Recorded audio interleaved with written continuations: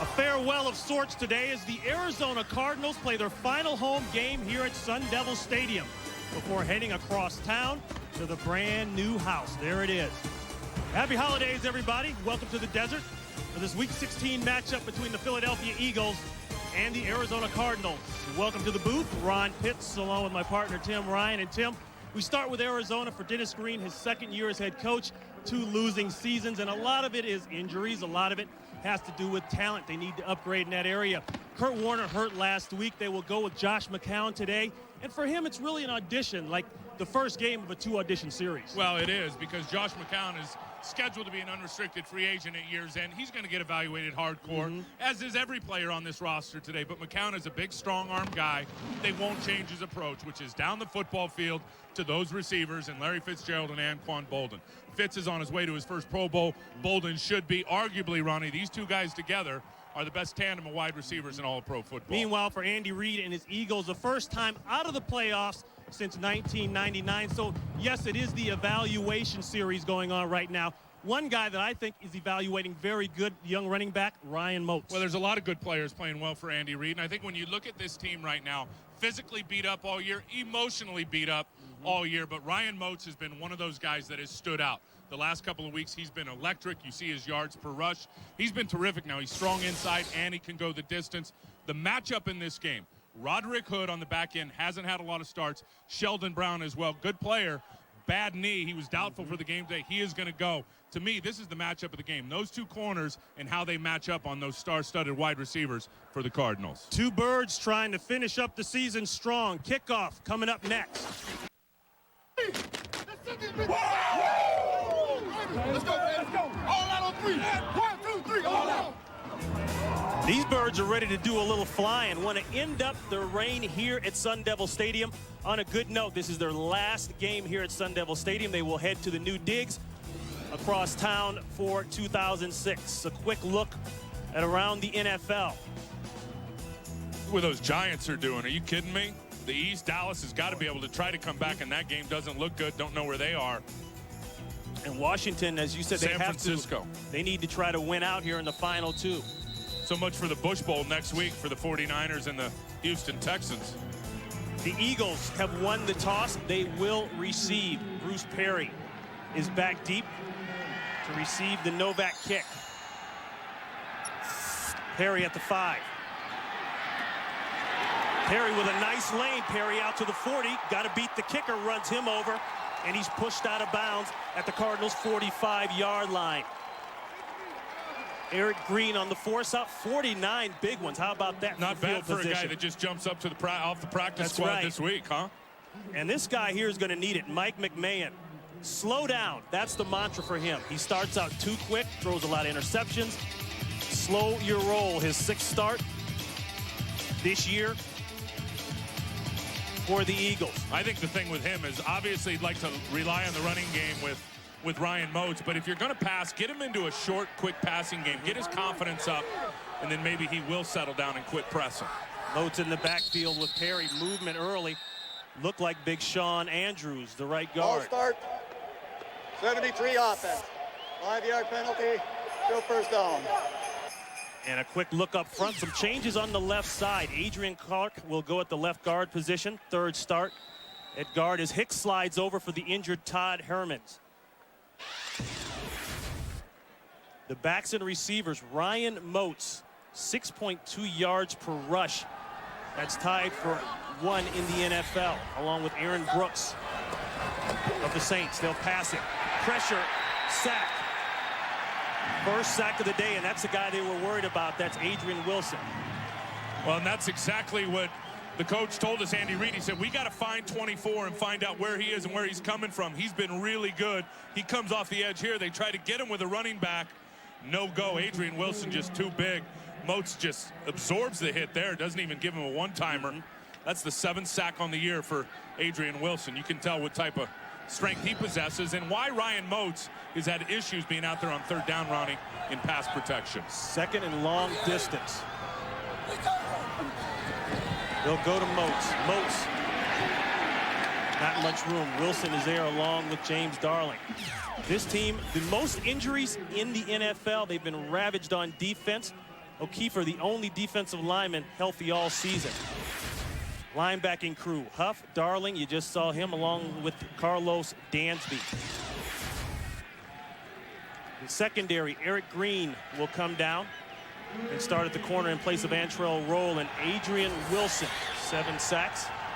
Leading tackler, 105. Oh, he's the best player on this defense. You can see it when you turn the film on. Chance to get off the field now for the Cardinals. 3rd and 17, and they can't make it work. Intended for Greg Lewis, and Lewis had a couple steps. But that'll bring on the punting unit for the Eagles. When you can see what they're doing with McMahon, they're utilizing his running skills, which is just sprinting the pocket out to the right and letting him work with half the football field. Let's remember, he is in year 5, but hasn't played a lot. So he's reading half the field, sees the guy Lewis that's open down the field, and just makes a bad throw. Lewis had a couple of steps on all 3 of those defenders. McMahon couldn't get it there. 43-year-old Sean Landetta. Nice punt. That's Reggie Swinton inside the 10, a no-no. And that's why they tell you don't do that. He's brought down at about the 8-yard line, and there'll be great field position for the Philadelphia Eagles defense. And this man, Josh McCown, as we said, an audition period for him. He is a free agent at the end of the year. Kurt Warner out with an injury last week. He came in, couldn't finish. The game, was suffering from a little bit of the flu illness. Now he's feeling good and ready to go. And has been really good here in Arizona. 7-2 in his last 9 home games as the quarterback for the Cardinals. So he has played well here in front of the home crowd. Big, strong arm guy, athletic. More athleticism, I think, than anybody gives him credit for. And Kurt Warner has helped him out so much by sitting over there watching. McCown has learned from Warner.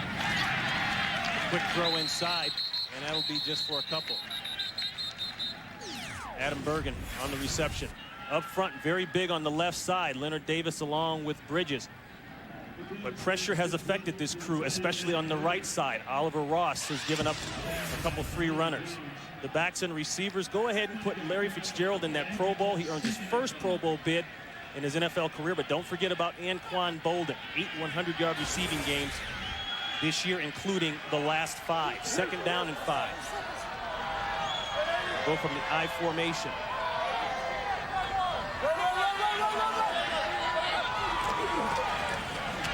Quick hitter outside, Fitzgerald, and Fitzgerald is going to be about 2 or 3 yards short of the first down. Trotter there with the big hit. Up front, they'll go with the 2 rookies, Patterson and Trent Cole. You know, maybe both of those guys playing the best in terms of consistency out of all the defensive linemen, the rookies. 2nd straight Pro Bowl for Jeremiah Trotter now, 4 times in the last 8 years. In the secondary, Sheldon Brown. Didn't know if he was going to go or not. He is okay. He will go at the corner position along with Roderick Hood. And, of course, you've got Dawkins and Lewis at the safeties. 3rd down and 1. Quick shot inside. Boy, and that was a big hit. Ian Badejo. Let's see where they mark it. No, that's going to be 4. Well, it's hard to block Jeremiah Trotter and run through him when you don't block him. And here's Trotter here. Watch him fill right inside and just blast Ian Badejo on the quick dive play. See, they don't even get Trotter blocked. Elton Brown took care of his guy, but did not come off to the next level. Trotter goes in there unblocked, and you're not going to win too many of those battles with him in terms of mano-a-mano at the line of scrimmage. Trotter wins most of those matchups. Cardinals, the only team in the NFL without an opening possession touchdown. Mahe back deep, leads the NFL with a 13.6-yard average. And he's got to fight that sun. I've returned punts in this stadium this time of year, and that sun is brutal. 43-yard line. That's where the Eagles will take over. This Fox NFL special is sponsored by Southwest Airlines, proud sponsor of the NFL and official airline of Super Bowl 40. And a happy holidays to all of you out there from all of us here at Fox. 11:25 here in the first quarter. The Philadelphia Eagles looking to avoid their first losing season since going 5-11 in '99. As we said earlier, that was the first year they didn't go to the playoffs in Andy Reid's long run of playoffs and NFC success. 1st and 10. Quick flip outside. It's incomplete, intended for the tight end, L.J. Smith. Tomorrow on Fox, don't miss a very special edition of Fox NFL Sunday as we bring you NFL football Christmas Day. The Bears and Green Bay. One of the greatest rivalries of all time. Don't forget the Super Bowl shuffle. That's the story of the '85 Bears. You know about that, 20-year Tim. anniversary, you bet. That's right. There's Clancy Pendergast, the defensive coordinator for Arizona, Ronnie. And I'll tell you, the big thing, as he told us, is they got to tackle better. I mean, they thought they had that shored up, and last week got chewed up pretty good against Houston. It's about these guys in red wrapping up and being better tacklers today. That's what Clancy's ambition for his club is. And they're trying to give McMahon those short throws. That time can't even hook up on the little flare route. He's been inaccurate. The 3 throws that I've seen him make, he hasn't found the mark on any of them. You just saw that little flare out, little angle route to L.J. Smith. That wasn't close. And then that flare to Moats out in front of him. So there's no doubt that he needs to calm down. And I told him that in the meeting. I said, just pull back. Let the game come to you. He kind of looked at it. But it's hard as a young guy. He's only in year number 5. As I said, he hasn't played a lot when he's trying to make his way and trying to really, in reality, earn a roster spot for next season. To show Andy Reid he can be the backup quarterback. 3rd down, the screen. Mahe avoids one. He's going to have to get about 5 yards on his own. And let's see where they mark it. They're going to mark him just short. He's about a full yard short. He got 9. This is a good job by Jamal Jackson and Adrian Clark. Both of these guys getting outside to get in front. But watch Ross Kalaji here miss the tackle on the outside. He's going to recognize screen. Now he's going to go. Kalaji. Now he just doesn't break down, doesn't wrap up. He misses the tackle. That's exactly what I talked about. We got a big 4th down coming up here now for the Eagles. That's exactly what I talked about, Ronnie. You have a chance to make a tackle, you make the tackle. He doesn't make it, and they pick up 9 yards. The flip 90 play to Moats. Open field tackle by Adrian Wilson, and he shuts it down. Andy Reid, I already talked about this. We got to find where Adrian Wilson is. They found him. They can't get away from him. This Fox NFL special is sponsored by Budweiser. Bright, crisp, clean, pure. This is Budweiser. This is beer. Here's the big 4th down stop by Adrian Wilson. He's here now. He's going to move out on the snap, and then he's just going to run. And this is why he's the best player on this defense. It's not easy to tackle Moats in the open field now. We saw this guy on film. He's tough to get down. Adrian Wilson wrapped him up. Big 4th down stop for the Cards on D. Eagles on offense have only converted 2 of 11 4th downs on the year. That's the worst in the NFL. Shotgun pass. Marker is down already. A throw and a catch by Bolden.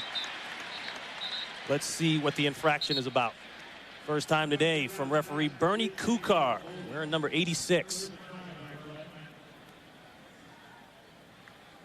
And Bernie will talk it over with his guys. Illegal formation on the offense. The tackle was not covered. Too many men off the line. You got to have 7 on the line of scrimmage, First down. as Bernie Kukar explains, and they'll go back. And there's a look at the all-time series record. How fitting. They're tied going into the last game here at Sun Devil Stadium. When you think of all the matchups, remember, these teams used to be big NFC East rivals when Arizona was in the East for all those years. So they've had plane rides for somebody. They've had so many of those matchups. First down and 15. They'll go with the draw. Ship gets it close to the 50-yard line. And a rough year for Marcel Shipp. Lost his father. 2 years for Marcel Shipp. Came back from an injury in training camp. Lost his father around mid-season. Pops was only in his 50s, too, so he went way too soon. And Marcel Shipp, Ronnie, gets the start again today. They've gone with Arrington over the last couple of games, but Shipp's been dealing with a neck stinger as well, so feels like that thing's getting better. Look, and there's J.J. Arrington. Neither one of these guys have been able to run very good. The problem is those guys up front. They've had injuries, and frankly, they're just not real good at moving people off the line of scrimmage. That last run good for 5. This is Bergen, and this will be good for a first down. Michael Lewis on the coverage. Another marker is down at the 45-yard line. Bergen, the rookie free agent out of Lehigh. And you'll see a lot of this with the tight end out here in the slot. He's just going to run the slant. Number 57 defense. And that's who the decline. PI is on right there. Keith Adams, who's getting hands on him before Bergen, before the ball was even in the air.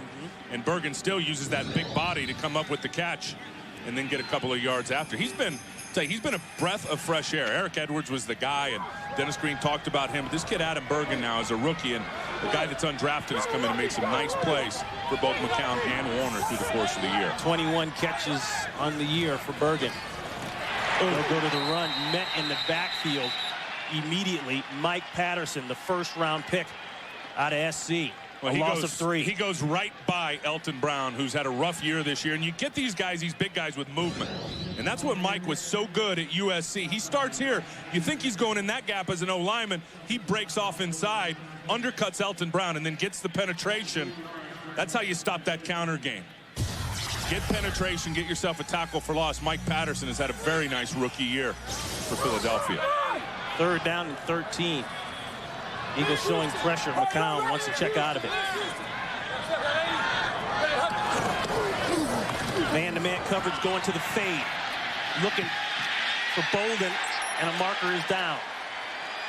Strickland on the coverage. And that penalty is going against Philadelphia.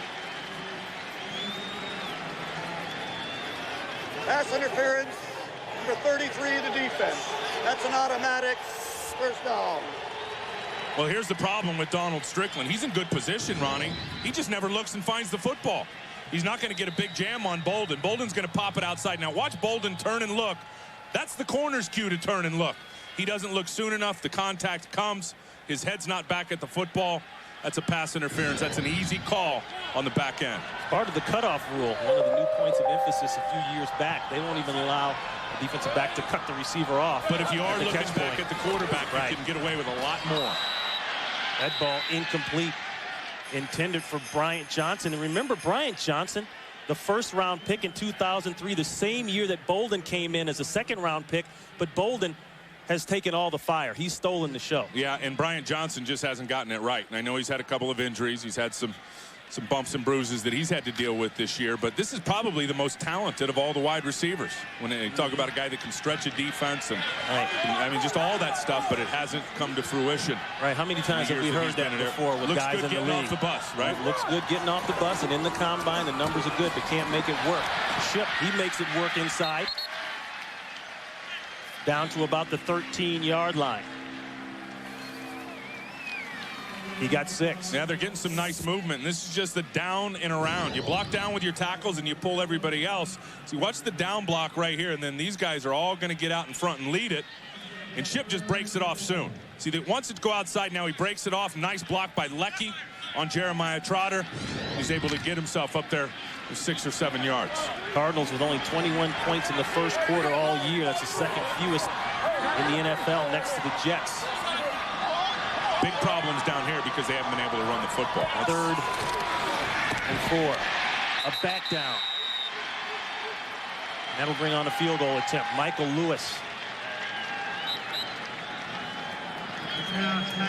Lewis comes unblocked, does a nice job of just getting his hands up. You'll see him. He's just going to pop through here. See, that's what happens when a team becomes one-dimensional.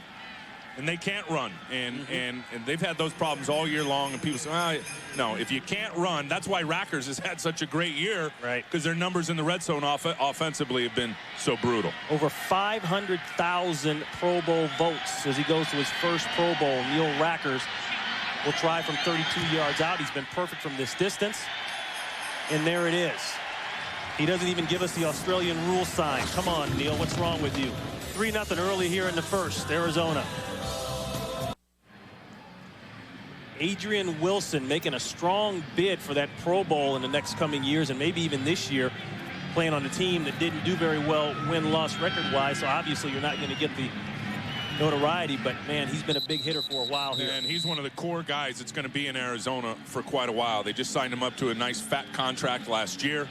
He's well deserving of that contract, and he's gotten better and better every year. And now they're using him a lot more on the blitz, which is allowing him to make a lot more plays. The sacks, the forced fumbles, all that stuff, getting him around the football in the run game. Perry had a nice return last time and another nice one. He's out to the 35, make it the 38-yard line. 29 yards on the return. 3-0 here in the first quarter.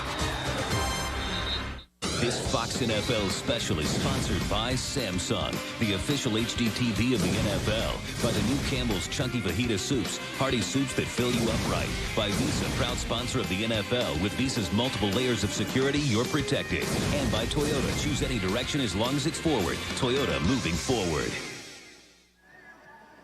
Hi, my name's Master Sergeant Ed Langdon. I'm deployed at Bagram Airfield, Afghanistan. Go Eagles! All right, a happy holidays to all of our men and women across the seas. Thanks for your service, Ed. Appreciate it. Man under center, ball at the 36-yard line. Brown in motion. They'll go to Perry. They're trying to get a look at this kid. Gets out to the 40-yard line, not a lot. And McMahon in the first quarter, pressure early, but just couldn't hook up. Now there's Wilson right there. First sack by Wilson. Then off the mark, Ronnie, with some of his other throws.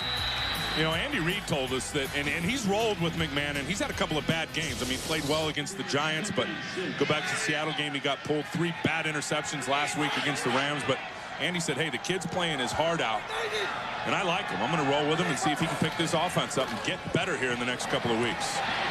They'll go to the run again, and nothing happening inside. Some big hits. And that's what you need to prove, I mean, if you're McMahon, is that you can be the #2 quarterback to Donovan McNabb. Because McNabb is what makes this thing go in Philadelphia. Talking to Trotter, and we all know that, but talking to Trotter and some of the other guys, and it's all good. We got all the young guys, but what makes our year for next year is when we get Donovan McNabb back. He's had just a multiple of injuries, finally had to shut it down. But what Andy's trying to figure out, Ronnie, is, and Mike McMahon's got 1 year left on his deal, which doesn't mean anything in this league. Is this guy capable of being a #2? 3rd down and 7. Time, throw, catch, a first down, but a marker is down in the backfield. That usually means either a hold or a roughing the passer. I think we're going to get a hold here. Holding, 77 offense, 10-yard penalty, still 3rd down. That's Artis Hicks, the left tackle, moving over from left guard. This is him here at left tackle here, going against Antonio Smith over there at right end. It's just going to take him upfield. Everything looks good there. Oh, beat him on the inside move, and as soon as he did, Hicks reached out with that right hand and tripped him up. First start ever for Artis Hicks over at left tackle, Ronnie. The Eagles, they've been flagged for holding 33 times. Make it 34. That's the most in the NFL. 3rd and 17. Man looking, slings it across the field. Well, I think he broke all the quarterback rules at once there, throwing late, throwing across your body, and throwing in the middle of the field. Bad decision all the way around, and you're right on the money with all that stuff. See, Mike McMahon needs to run more. There's nobody open down the field. They got 7 in coverage. Take off and run. He turns back, throws it late across the middle of the field, and is lucky with all the defenders flooding that zone back there that wasn't picked off. Bad decision, bad throw from Mike McMahon. 55 3 and outs for the Eagles offense, 2nd most in the NFL. Swinton battling his way up close to the 40-yard line. 5:28 here in the first quarter, 3-0 Arizona. On January 8th, the NFL's 2nd season begins as the NFC's best go head-to-head to see who will advance to the championship game. Coverage of the NFC playoffs begins with the wild card game January 8th on Fox, America's most watched NFL network. And some action around the league. Dallas hanging on there. Huge. Big win for them. And Washington, they got to keep on winning, even though they got the win today against the Giants. Another big win for Jacksonville. They got to keep it going. I'll tell you, that helps Pittsburgh, because Pittsburgh got their W over Cleveland today. Jacksonville flea flicker went to the wrong side. He may still have a shot. He's got it. Fitzgerald. Larry Fitzgerald, 2nd receiver, leading receiver in the NFC, comes away with a 46-yard bomb. Ronnie, and this is one thing that Josh McCown will do that Kurt Warner won't. On the flea flicker, it's actually well covered by Sheldon Brown out on the edge, but he's just going to throw it up and give Larry Fitzgerald an opportunity to go up and get it. Look at that concentration. Sheldon Brown had his arms locked underneath, was trying to pry those things apart. Larry is so strong and physical. He went up and got it, came down with it. Reasons like catches like that are why he's going to Honolulu. Arrington for a couple. And he had Bolden, who had at least 3 steps on the other side, had him too. But this guy has been incredible. And you talk about the Cardinals wide receiving duo. The Cardinals lead the NFL with 56 20 or more yard pass plays. They're explosive, big plays all the way around. That's why it's the #1 pass offense in all of pro football. And you watch Fitzgerald, he's gotten so much better this year with the physical stuff, but even the mental stuff, reading the coverages on the run and beat people with his mind as well as his body. Make that 57 now. Can't hold on to that one. I think he was ready to run before he captured that one. Hood on the coverage. You like Hood's aggressiveness. He's filling in there. They've had injuries all across the board there. Lito Shepherd out. He's going to run him on a little angle route, run him out there to the numbers, turn around and stop. See, he got that left hand. Yeah, he did. Rod Hood punched that out with his left hand. That's exactly what happened. He was fun to talk to. He's a scrappy little dude out there, isn't he? Rod Hood, not very big, but it's a guy that didn't even go to the combine for the NFL, came in as an undrafted free agent and hasn't looked back. 3rd down and 8. Plenty of time. Pressure, sack.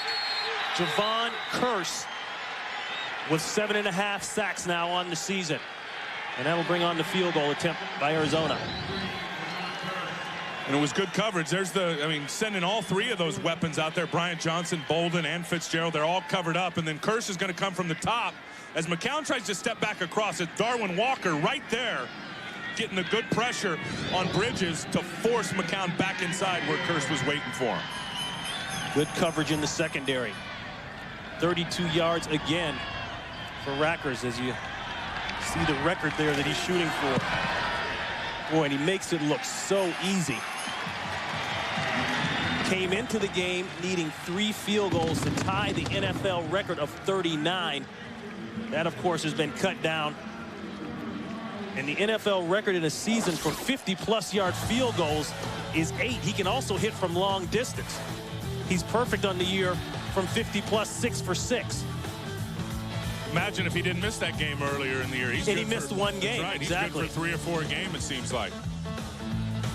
And rewarded with a brand new contract and on his way to Honolulu. He's had just a super year for the Cards. Hit a 52-yarder. Who's got that record? A couple weeks ago against Dallas. Wilkins and Jeff Wilkins and Alinda Mare. St. Louis and Alinda Mare. That's right. 39 Wilkins and Amari in the same year back in 2003. 3:34 here and a very warm day that feels nothing like Christmas Eve here in the desert. Of course, I'm sure it never does, but particularly today, temperatures expected to reach in the mid-80s. He said it's warm back in Philly. It's in the 40s. Heat wave. Kick it away for Perry, and Perry has been gashing the Cardinals on the returns. He slips down at about the 25-yard line. Yeah, they've had some good memories here now. Not many, and they hope to have a lot more at the new house. And Dennis Green, I think this team finally going to feel next year, Ronnie, in the new stadium like they've got a home. And you talk to these guys to a man, they've never felt that way playing here at Sun Devil Stadium. McMahon inside, and it's dropped in and out of the hands of Chad Lewis. Lewis coming into today's game with only 3 catches and 3 Pro Bowls behind his name. Not very good there. No, he came back late, had that Liz Frank surgery on his foot, hurt his foot in the championship game last year, tore that ligament clean in half, but has not found his groove. And Andy Reid told us yesterday, we've got to get the tight ends more involved. L.J. Smith's been quiet since McNabb and T.O. have been gone. We've got to get the tight ends more involved. When McMahon makes a good pass, the guy's got to come up with it. Chad Lewis did in the time before. 2nd down and 10 to check down to Brown. That's a 2nd-round pick out of Georgia. He got a few. Andy Reid loves this guy. And he said he came in as a reputation, was our 2nd-round pick, as a track guy, a fast guy. He said, but he's got some real suddenness to him. He's in and out of his breaks. He lives the game. He's got all the stuff you need in terms of the mental approach, the physical approach. It's about getting reps now. And young players find their way in this league only one way, Ron, playing out here on Sundays when it's for real. Expect him to get better and better. He picks up 5. 3rd down, holding the ball. And there's a mix-up in the route. Brown ran a deep comeback. McMahon threw the go. No matter what, it's going to be a punting situation for the Eagles. Reggie Brown matched up out there on Macklin. Oh yeah, he just slipped. He just slipped, and you're right. I think McMahon thought he was running. He thought he was throwing that go route. Looked sweet though. He threw it sweet. Had velocity on that football. Landetta. This will be Swint at the 20. Woo. He gets waxed at about the 22-yard line. 49-yard punt for Landetta, 2 yards on the return. Next weekend, don't miss New Year's Day, the doubleheader. The Panthers will visit Atlanta, or the Bears will face the Vikings at the Metrodome. Plus other regional action. Coverage begins with the pregame show at noon Eastern. Fox, America's most watched network. Got Atlanta and Tampa all knotted up at 24 in overtime, and overtime's getting ready to run out. Yeah. Huge game in that NFC South for both teams.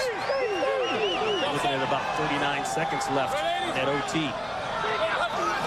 First and 10, run blitz inside. They go right at it with Ship. Maybe got a couple. Talked about Ship, the free agent, 5-year man out of Massachusetts. Ronnie, look at 1, 2, 3, 4, 5, 6, 7. And there's one in there you can't see. 8 guys in the box, 3 guys out here on the perimeter, ganging up on the run game. And more times than not, if you get 8 in the box, you're going to have a guy come free, and that's what happened there. Up in on the inside with a solo tackle. Second down and 7. Bergen in motion. Bolden trying to get around the outside. At first, it looked like it might have been a trick play. Bolden has thrown the ball, but he got nothing there. In fact, he lost 6 yards.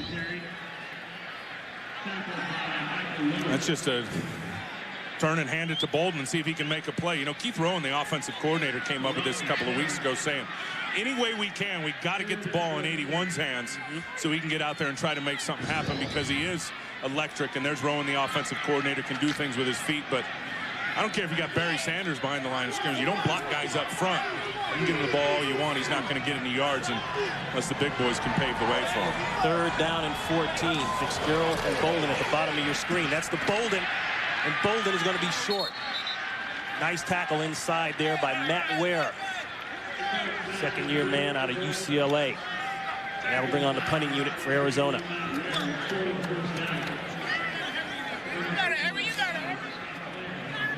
Reno Mahe, he'll be at about the 30-yard line. Time winding down here in the first quarter. Talked about Mahe's average, #1 in the NFL coming into today's game, 13.6. This one angled toward the sideline. Mahe stays in bounds at the 25. Gets a couple, and then he's run out of bounds. On Monday, January 2nd, join us for a great matchup in the AT&T Cotton Bowl Classic. The high-powered offense of Texas Tech facing off with Alabama, one of the nation's top defenses. The 70th AT&T Cotton Bowl Classic is Monday, January 2nd at 11 a.m. Eastern, right here on Fox.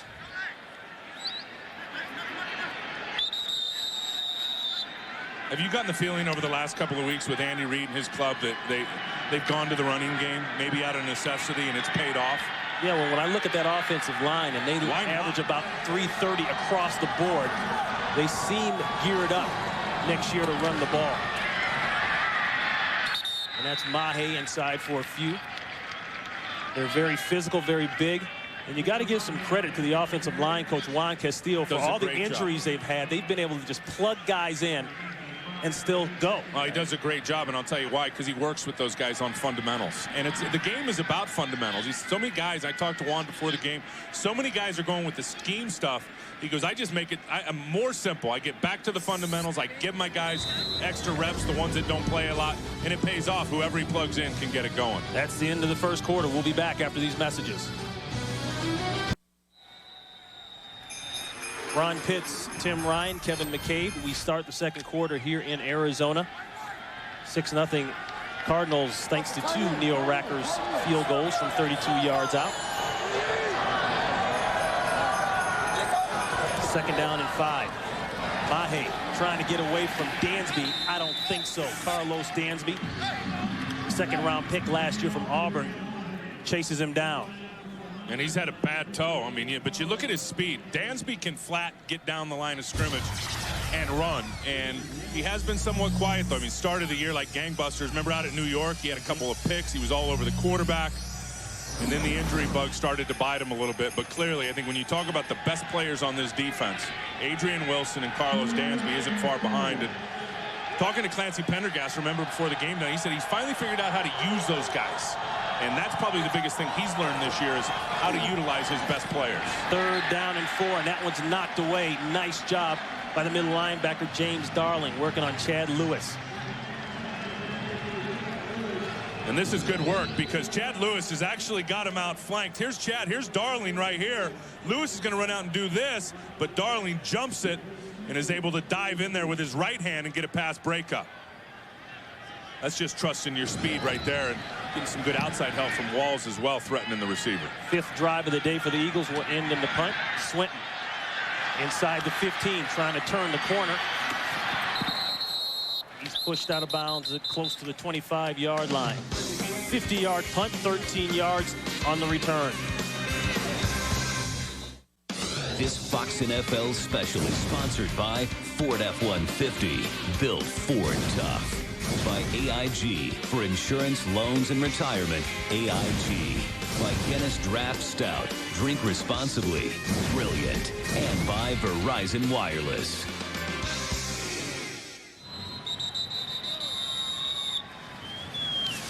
Christmas time here in the desert.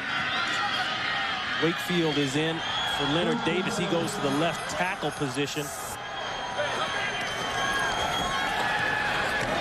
They'll throw inside to Bolden, and Bolden's still going, using that strength as he pushes out close to the 40-yard line. Let's go down to the 3rd member of our crew, Kevin McCabe. Yeah, thanks, Bitsy. You nailed it right there. Fred Wakefield in playing the right side on the offensive line for the Cardinals. Oliver Ross on the left side replacing Leonard Davis. Big, the left tackle, taken to the locker room with a right knee contusion. His return is questionable. Also, wide receiver LaRon McCoy, a left ankle. He's also questionable. Guys? All right, thank you very much, Kevin. So Wakefield will stay on the right side there. Well, he's an old D lineman. And last year he was a D, and you don't want to put him over there at left tackle. He has had some experience and playing time in there on the right side. J.J. Arrington working inside, tackled by Trotter. Let's watch Wakefield here and see if he's got a little O-line in him, come down on a down block. Nice little seal on Dahani Jones. Huh? Nothing crazy, but not bad for a big defensive end. Blocked an extra point earlier in the year against Seattle, so you know that's some of that defensive line stuff comes out every now and then. Hey, more you can do, right? That's right. And if you can get a skilled O-lineman that has a defensive line mentality, watch out. Run 2nd down and 3. Tripped up early. Walker, defensive tackle, in on the tackle. What Fred's thinking going against the freak, Javon Curse, out there on the edge. Probably not too worried about him. You know, if you watch Javon over this year, and I think he's really missed Derek Burgess, Corey Simon, some of those guys on the interior. I mean, he used to be almost unstoppable when he was coming off the edge. And teams have just chipped him like crazy with the running backs this year. They put a tight end his way. You know, Trent Cole on the other side has taken off a little bit of pressure, but when you're the premier pass rusher and you're the guy, teams scheme at you every week, and that's why I think he's had a down year in terms of the big play production. Cardinals 0 for 4 on 3rd down today, and let's see how they mark that. That's Bryant Johnson, and I believe that's going to be a first. Nice work by Rod Hood out here on Bryant Johnson. He just comes up and, I don't know. You know, they're going to give him that forward progress. Well, of course, they don't see that yellow line down on the field that we see up here, but they're going to give it to him. Yeah, but I saw the marker over there, and he looked a yard short of the marker.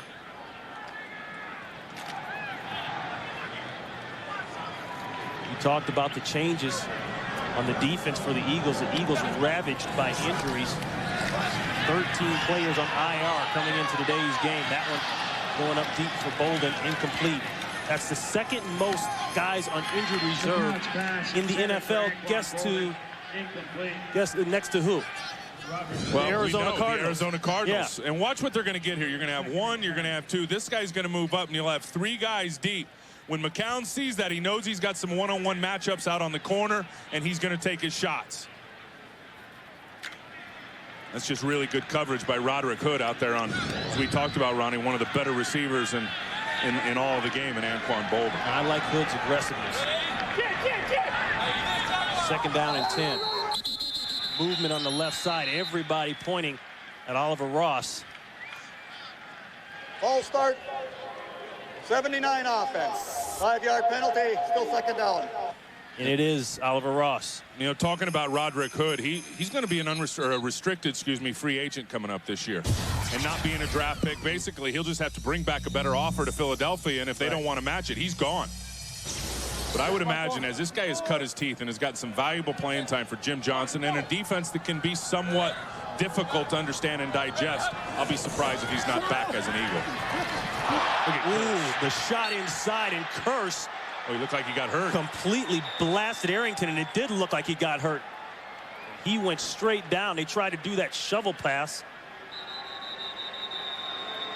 And Javon Curse is in pain. Well, and here he is right here, and he sees it the whole way and does a great job of reacting. But then as he's making the tackle on Arrington, looked like Darwin Walker in the surge that he was pushing goes down into the right knee there. or the ankle. Yeah.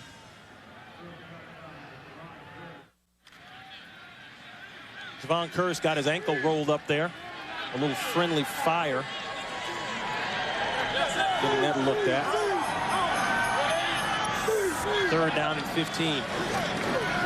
Quay Thomas replaces Curse. The check down and a hit immediately. Ian Badejo hit by Donald Strickland. Let's go back to the Curse injury. Yeah, and Curse is out here, Ronnie, and he's going to come out here and just knock this shovel pass right in the mouth. But watch Mike Patterson as he pushes. Elton Brown's going to get on his hip and push him onto Javon Curse's right leg. Great hit. Terrific, but that was it right there as Elton Brown trying to get a few extracurriculars in the back of Patterson forced him to come down on Javon's right ankle. Player punting away to Mahi. And this one will die somewhere in the end zone. Landed at the 2. They couldn't get a good spin on it. It rolls into the end zone. 54-yard punt. As we go to break here, 6-0 Arizona.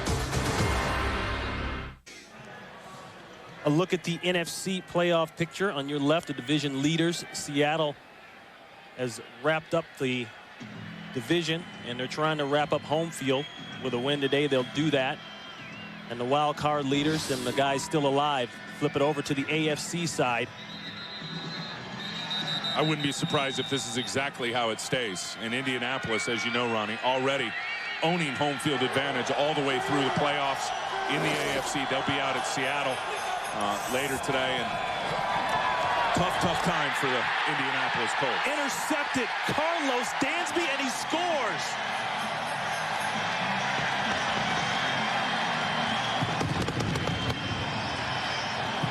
He had an 18-yard interception return for a touchdown versus the Giants in week 1, and now he gets the tip glove off of the McMahon pass and runs that in. Well, you can see his athleticism and why Clancy Pendergast likes the Birdman and his speed, because he swells up on people, uses that athletic ability.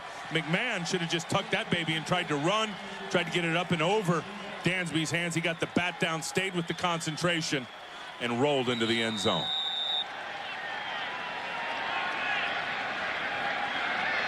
First career touchdown there.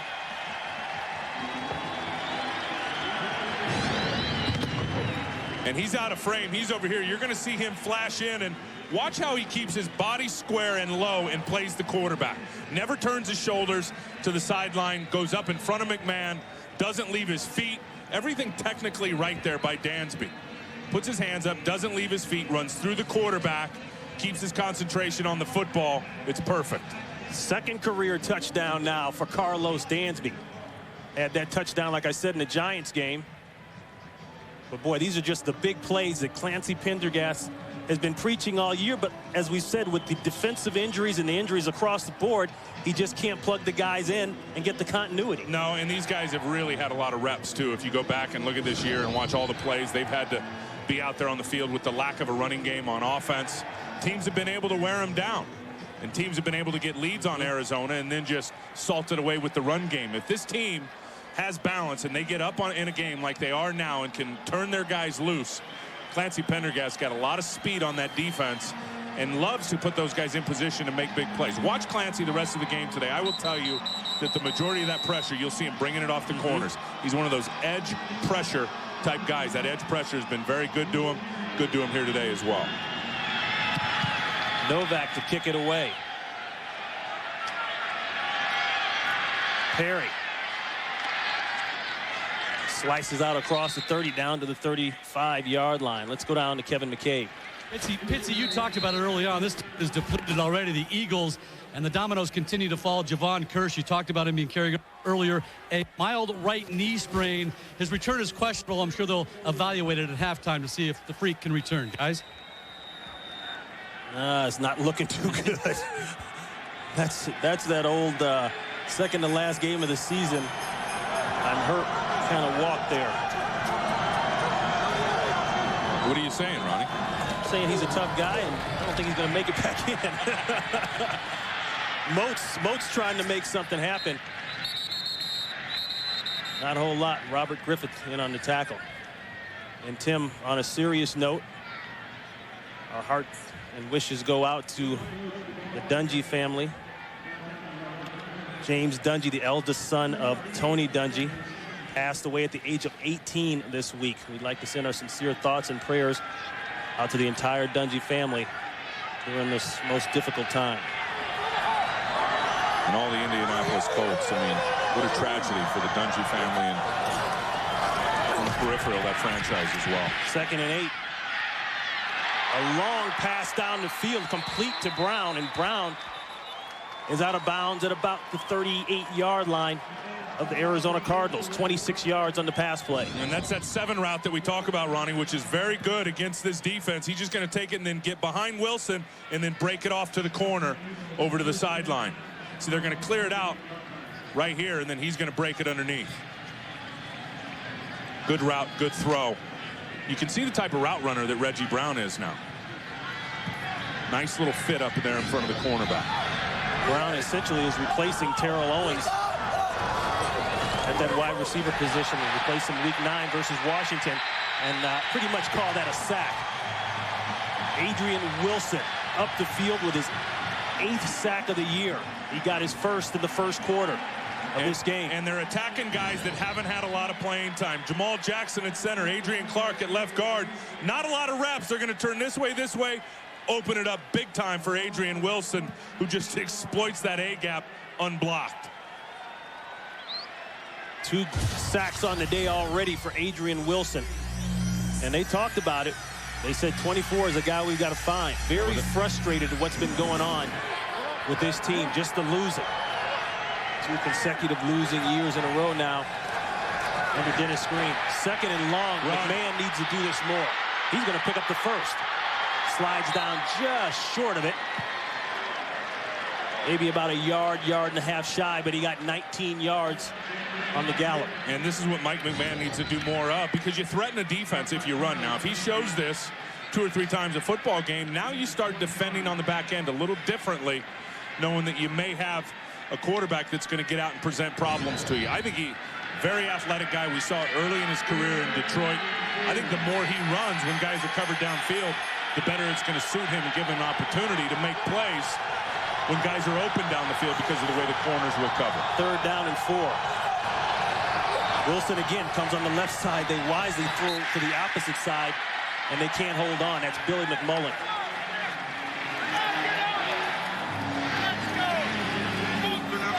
That's nothing new in terms of the drop passes.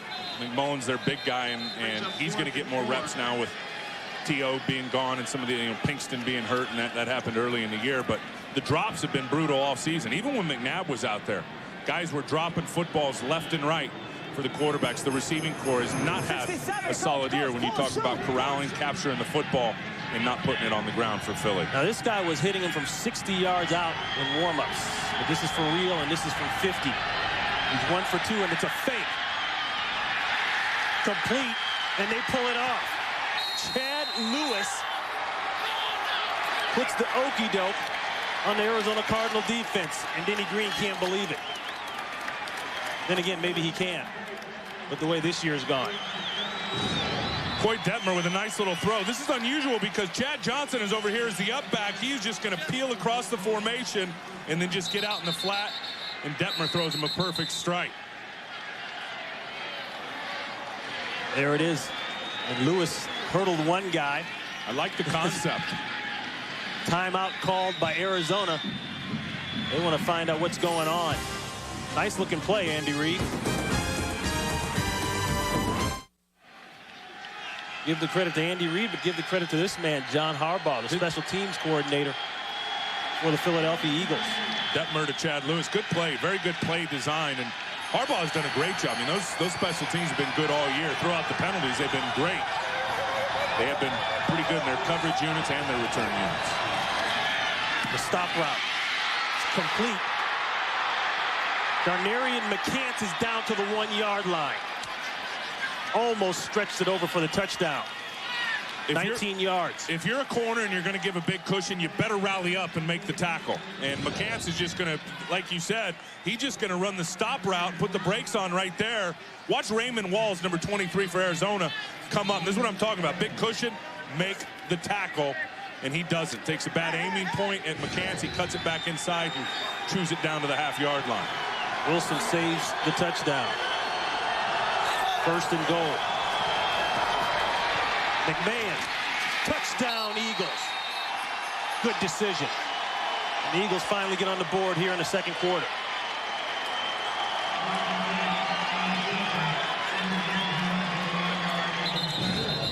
Looked like he wanted L.J. Smith, and he tripped. Yeah, he wanted L.J. Smith out there in the flat, and he tripped and got a nice block up inside from Josh Perry and was able to punch it in. He wanted that little flare route to his tight end. Once that thing broke down, McMahon was like, all right, I'm sniffing the end zone. Let me turn it up and punch my way in with the legs. Yeah, trying to throw that might have been trouble.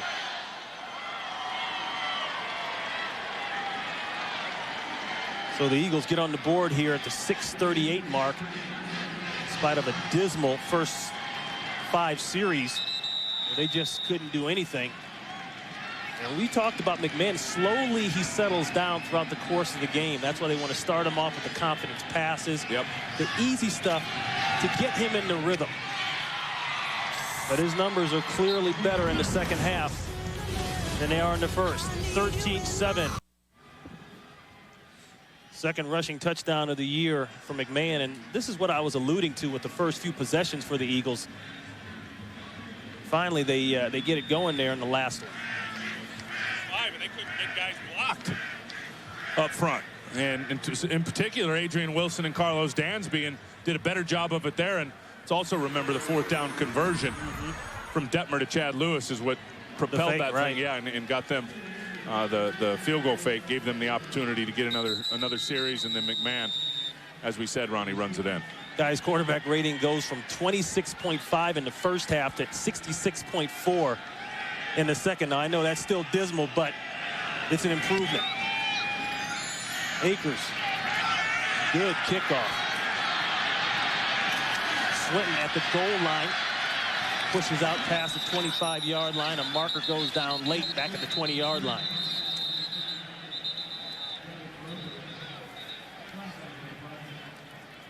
Swinton, a guy who's been strictly returned.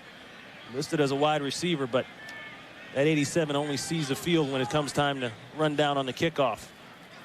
There is no penalty on the play. There is no penalty.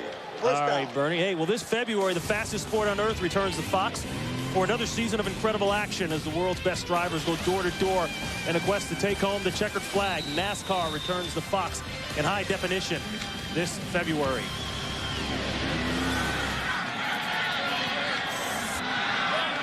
She's excited. She's waiting on Santa Claus. 1st and 10. Ship looking for the corner, decides to cut it back inside. And Tim, you look at Denny Green in this setup, second year here, and the Bidwells are spending money now. You can't say that they're not spending the money, and you've been able to say that for a long time. They brought in the people, they brought in the guys that they want. Denny's made a lot of personnel changes. He came here 2 years ago and started changing things. cut a guy like Pete Kendall right off the bat. Took Bob Wiley. As you look at Mr. Bidwell, there, the owner. No, I don't think Denny's job is in trouble, to be honest with you, but I think the clock has started in terms of now the pressure going into next year and going into the new digs, going into the new stadium. And I think if he'd have come out and had a good year this year like they expected, they could have gone in there with great momentum. Now you go in there and you wonder, okay, how can he get it right? And it really puts me right back to their quarterback situation. What are they going to do at quarterback? You got Kurt Warner's deal is up. He came here on a one-year deal.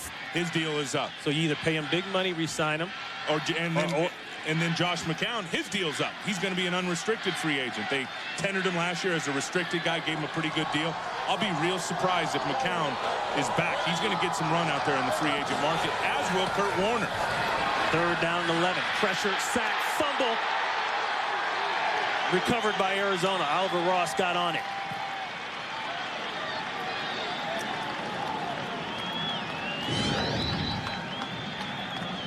Good coverage down the field. Nice jam by Rod Hood. He told us he's going to put physical on Bolden. That's great work. Everybody bracketed up pretty good on the other side. You can see what they're doing on the interior there to Brian Johnson. And then you're going to have Indy Kalu coming from outside, just running around Oliver Ross. You know, Indy Kalu is one of those Joker-type guys. They'll line him up all over the place on defense. He had a quiet year. That was sack number 2 for him in 15 games. Boy, that looked like a pass. Mahe, a little bit. 15 years since they'd had a playoff berth. And that was with Jake the Snake, right? Yeah, they went to Minnesota the next week and got beat. Got busted up. And Minnesota ended up losing into Atlanta. But in the they went to Dallas first and won. That's right. In the wild card game, and that was a huge win for the franchise. Nathan Hodel, the injured player right now, they are tending to him. And here's something else that's pretty nice. The new stadium, state-of-the-art, 63,000 seat capacity, retractable roof, retractable field. And my question, Tim Ryan, what happens when that field gets stuck? Well, you play in the parking lot, like you and I would like to.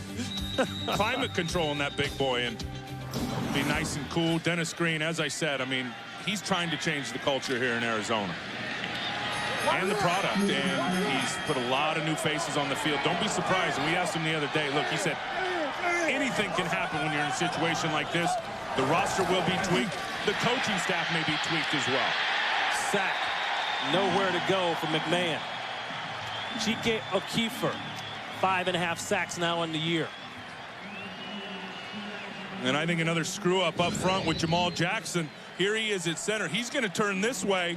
The guard, Andrew's going to turn this way. Nobody blocks Kalaji. He comes unblocked right into the A-gap. See, what's happening is everybody's worried about Adrian Wilson. So Kalaji comes unblocked, misses the sack, and then Chike O'Keefer comes outside and cleans it up. Yeah, I'd worry about Wilson, too. He's got 2 on the day. Right down the middle of your A-gap. You got to step up and block better with your running backs as well in pass protection.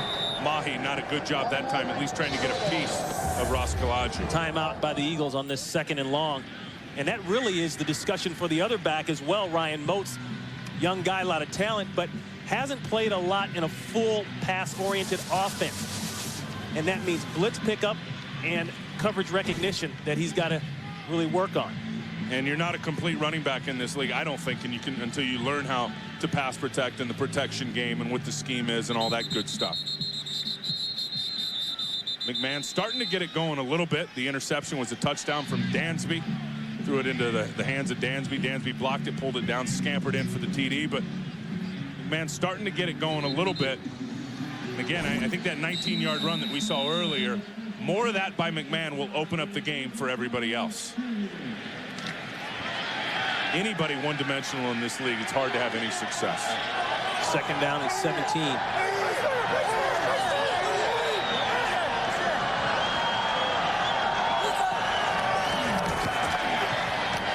Throw inside, caught. That's Brown, and Brown is all the way down. Excuse me, that's Darnarian McCants. He's all the way down in Cardinals territory, but we've got a marker.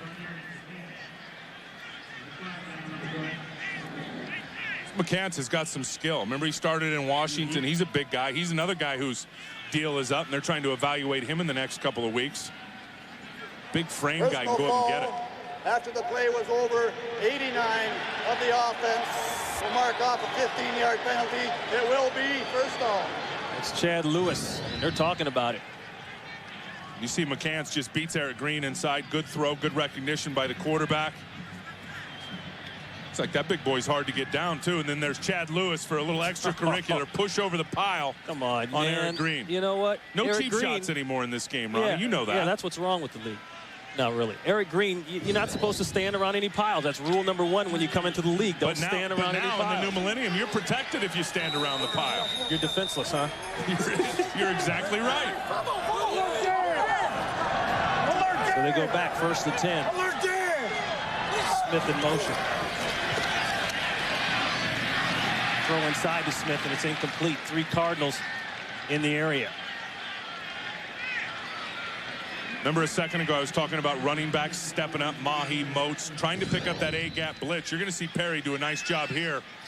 Here he is, 49, and then here's the guy that's been coming all afternoon, Adrian Wilson. Perry's going to step up and is able to pick him up. Gives that quarterback an opportunity. Bad throw by. Ooh, that was ugly. Eric Green almost had that one. 2nd and 10. They go with the run to Moats, and Moats nowhere to go. Great job on the perimeter there. Dansby. That's how you set the edge. If you're Carlos Dansby, and you want to set the edge as a defense on the numbers. Watch what Dansby does here with L.J. Smith. I mean, he's just going to get right into his hip pocket, and he's not going to leave it. Look at him push up. Now, right to the numbers. There's the numbers. Boom. Set the edge. And Moats could not get outside. Big shot by Dansby. I call him the praying mantis. Once that dude gets his hands on you, you're not going anywhere. He's a very precise tackler. 3rd and 13. It's caught, knocked away. Great hit by Wilson. Billy McMullen was the intended receiver. McMullen having a rough day. Well, McMullen's having a rough day, and he's just going to take this thing right down the numbers. Good throw. Not a good catch because Adrian Wilson comes over the top and pow! Right there, knocks that baby loose. Adrian Wilson is having a huge day today for Arizona. Landetta drives this one out of here. Swinton reversing field, looking for the wall, cuts it back. And with a decent return, he's out to the 27, 28-yard line. 44-yard punt, 12 yards on the return. The NFC playoff picture, as we've said, the Seattle Seahawks trying to get a win to lock up home field in the NFC throughout. Going to be fun to watch the Dallas Redskins come down to it because the only way Dallas can do it. Now, remember, they've been swept by the Skins, so the Skins own the tiebreaker, but they got to finish with a better record. Washington has these Eagles next week. Dallas has the Rams. Picture in the AFC. I don't think it's going to change. I think that's how it stays from now to the playoffs with the top 6 seeds coming out of the American Football Conference. 3:08 here in the second quarter. The quick flip outside. It looks like Bolden, and Bolden will pick up a field credit. Nobody has a better great in quarterback. Indianapolis down 14-3 right now with the Seahawks. It's a 2-minute warning of the first half. 2nd and 5. The throw out to Edwards, and Edwards is close to the marker as he's chopped down at the 34, 35-yard line. McCown was riding with him the whole way. Sheldon Brown coming up. Boy, that's just a mismatch trying to tackle that big boy that goes about 275 in the open field when you're a smallish corner. Still was able to get Eric Edwards down. Timeout by the Eagles. Tell me that didn't have a factor on that football game against the Dallas Cowboys. Of course it did. Touched the referee, put his hands on him. You don't know what Steve Smith said, but the ref took no time with it and ejected him out of the game. Smith has had the anger management issues all his career. Philadelphia. 3rd down numbers there. Better in this area, and Jeremiah Trotter told us all year their problem has been 3rd down. That's been the biggest thing, not being able to get off the field. There's Trotter, and Trotter with a great play. I think he was offsides. A marker is down late. He may have been. He's thinking maybe I was. He's trying to There is no anticipate. fall for offensive pass interference. The man was within 1 yard line of scrimmage. No fall. Hey, I love what Jeremiah told us the other day. I said, what do you have to work on as a Pro Bowler? He said, everything. I got to get better at everything. And he doesn't even want to see the bad stuff. Just show me the good stuff. And he just blows up that A gap right now, right there, long before Ian Badejo could get up there and hit him. Well, that's how you get off the field on third down. If you got to do it yourself, you do it yourself. Jeremiah Trotter in the middle of that D. 144 tackles coming into today's game. Mahi takes that ball. A marker goes down. Looked as though he's going to let it go. Well, Mahi stepped out of bounds. He was nonchalant. He thought that ball was out of bounds. He runs out of bounds and then comes back in. Watch this. He's not even thinking. You see, the hat is already off the official. And Mahi is out of bounds right there. Comes back in. 31 of the return team during the run back, half the distance to the goal, first down. They get a push in the back by Dexter Wynn. Good job by Mahi reestablishing. Despite of only really starting half the season, the guy's a player. He said that was a huge, humbling experience for him, leaving for Washington, then coming back and relegated to second team and special teams. So it was a humbling process, and now back in the Pro Bowl, being a stalwart on the interior. Going back to the run. Moats, and Moats has the corner. Now he's going to get busy on Griffith. Another flag is down. Boy, things getting sloppy here. John Runyon out on the edge on Chike O'Keefer. Holding, 82 offense. Will assess the penalty from the spot of the fall, half the distance to the goal, still first down.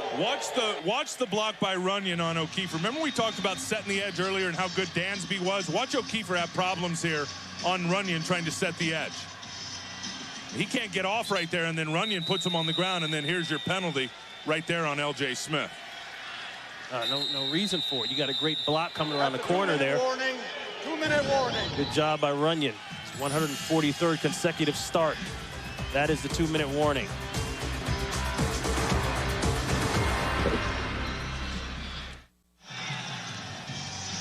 Coming up, it's the Visa Halftime Report with JB, Terry, Howie, and Jimmy. They'll have the scores and highlights from around the league, plus the Fox Sports ticker that's coming your way in 2 minutes.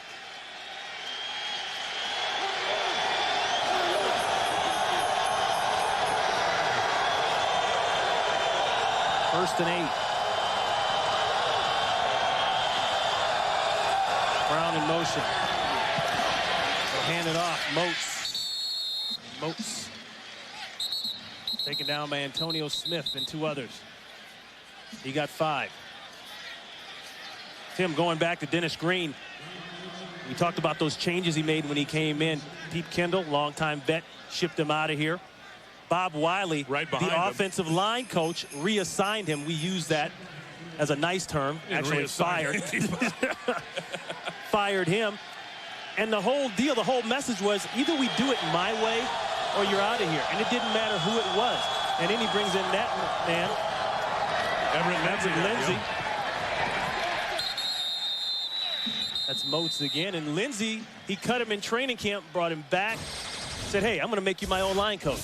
There's Everett Lindsey there, who was a player for Dennis Green in Minnesota and then was out here as a player. And tell you, I think he's been up against it. And I don't know. O-line coaches, to me, almost have to be lifers. You know what I'm saying? That's why they are lifers. And I could see a guy like Everett Lindsey, who was an O-line. He plays one position on the O-line. Now you're coaching 5 guys that all have different techniques. And if I'm a player, I kind of get my feet wet maybe as an assistant for a couple years and learning from an established O-line coach before he jumps in with both feet. Dennis thought he was ready, gave him the position. Cardinals the best in the league at stopping people in 3rd and 2 or less, and there it is. Tim Buellman, the rookie out of Boston College, with a big-time shot. Well, he's going to spin himself right into a big tackle. Here's Bowman right here in that tilt. He's going to threaten Jackson, and then he's going to reverse and spin back out, and then just hit the running back square in the mouth. Boom. Pow, right there. Oh. Nice wrap up, keeping the arms going. Mahi had nowhere to go. That's just a picture-perfect tackle by Bowman. And that is the flip side of small backs. They're quick, they're jittery, but they go backwards easy. They fall when you hit them.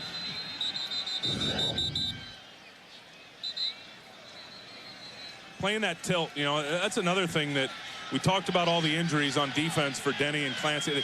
Losing Russell Davis earlier in the year, who played that tilt nose guard as good as anybody, and we all remember the Minnesota days with Denny and Henry Thomas and running that tilted under tackle and all that good stuff. Losing Russell Davis was a huge loss for the defense of the Cards. Quick timeout called by Arizona. This is Swinton. Swinton looking to get to the 50. Pushed out of bounds at the Arizona 48-yard line. 54 yards on the punt, 16 yards on the return. Remember the Visa halftime report. JB and the gang coming your way with the scores and highlights and the ticker. What's with the guys getting on JB's case about his weight, man? They're just all over him in the pregame show. JB's all right. Man. Nothing wrong with being a big man. Am I gonna have to get JB on my workout program, huh? What's that, the push-aways? Oh, the push-aways, whatever gets you those 15. Push it away from the dinner table. And get you those 15-inch arms. Don't sell yourself short, man. Okay. You got 18 right there. So we got to get Big JB to push against the table, or away from the table first. 19 seconds left. Check down. Badejo. Badejo will have the first, and then he'll get out of bounds and stop the clock. What a terrific job by Dennis Green, calling the timeout and knowing they have a very good kicker in Rackers, that they're going to give themselves another opportunity to get points on the board. And Obafemi has been terrific out of the backfield. Badejo, they get him out there on the little flare. He breaks the tackle and dropping right down into the position for Rackers, who's got the big leg, Ronnie. You talked about all those 50-plus yard field goals for Neil Rackers this season. And he will tie that NFL record for most field goals in a game of 39 on a field goal here. Got to hit the tight end in the middle of the field right here. Thrown behind Bolden. Hood on the coverage. Came into this game needing 3 to tie that NFL record of 39. Set by Linda Mare and Jeff Wilkins back in 2003. They got the one timeout left. They're trying to get just a little closer for Neil Rackers. Time has stopped. Man, they're going to go for the kick now. And they're going to go for it now. McCown arguing. I think you better button up. This guy's going to the Pro Bowl. You're not.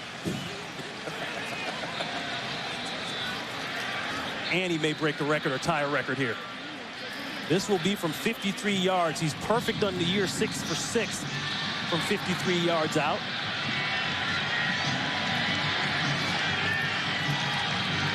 That leads the NFL this year with 6 yards from 50-plus.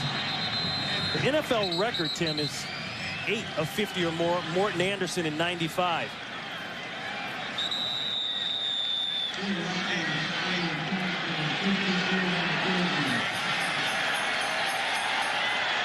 The official mark is now 54 yards for Rackers. Oh, it's got to stay true. It won't. He had the distance, but it drifted to the left. He's still 1 away from tying that record. 3 seconds left here for the Eagles. And he just hooked this one, just pulled it to the left. This one wouldn't have been good from 44 with the way he turned on it. You know what's amazing is look at all the lift on that ball at 54. That thing would have gone 60, and it wasn't one of those line drive kicks. That just shows you the leg strength that Rackers brings to the position. He's got 65, and I believe he's got an NFL record field goal in him. And the record is 63 yards. Elam along with Tom Dempsey. Believe it or not, Tim, I was at that game when Dempsey hit that 63-yarder. I was. My dad was playing for the Saints. Ronnie, I believe it. Yeah, he was playing for the Saints back then. And he boomed it. This is the Hail Mary. Whoa! It ends up being an interception. No, they call it an incomplete pass. 13-6 Arizona. That's the end of the first half. Stay tuned for the Visa halftime report coming your way.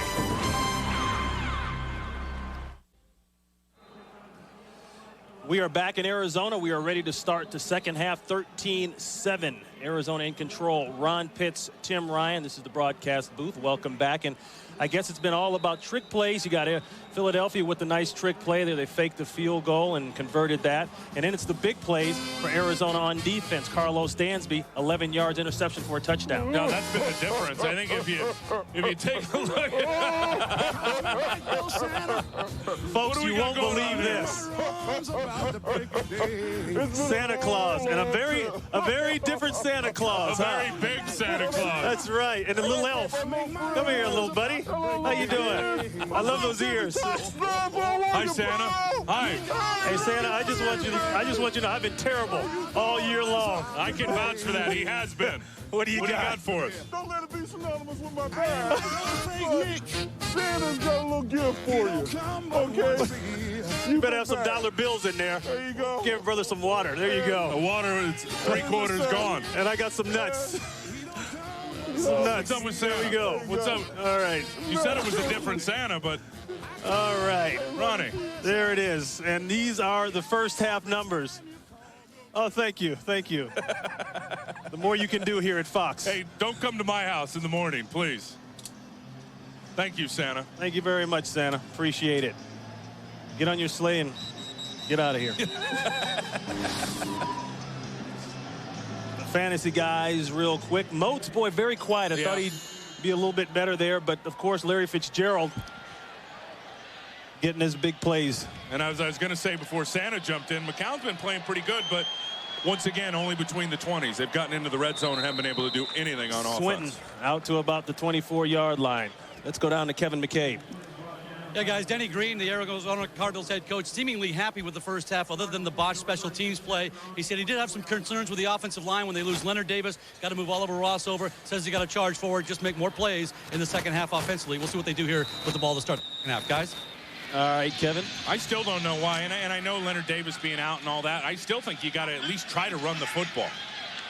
And you look at this Philly team, they gave up, what, a $178 last week against the St. Louis Rams on the ground. Got to at least attempt to run the ball a little bit, take some pressure off your quarterback.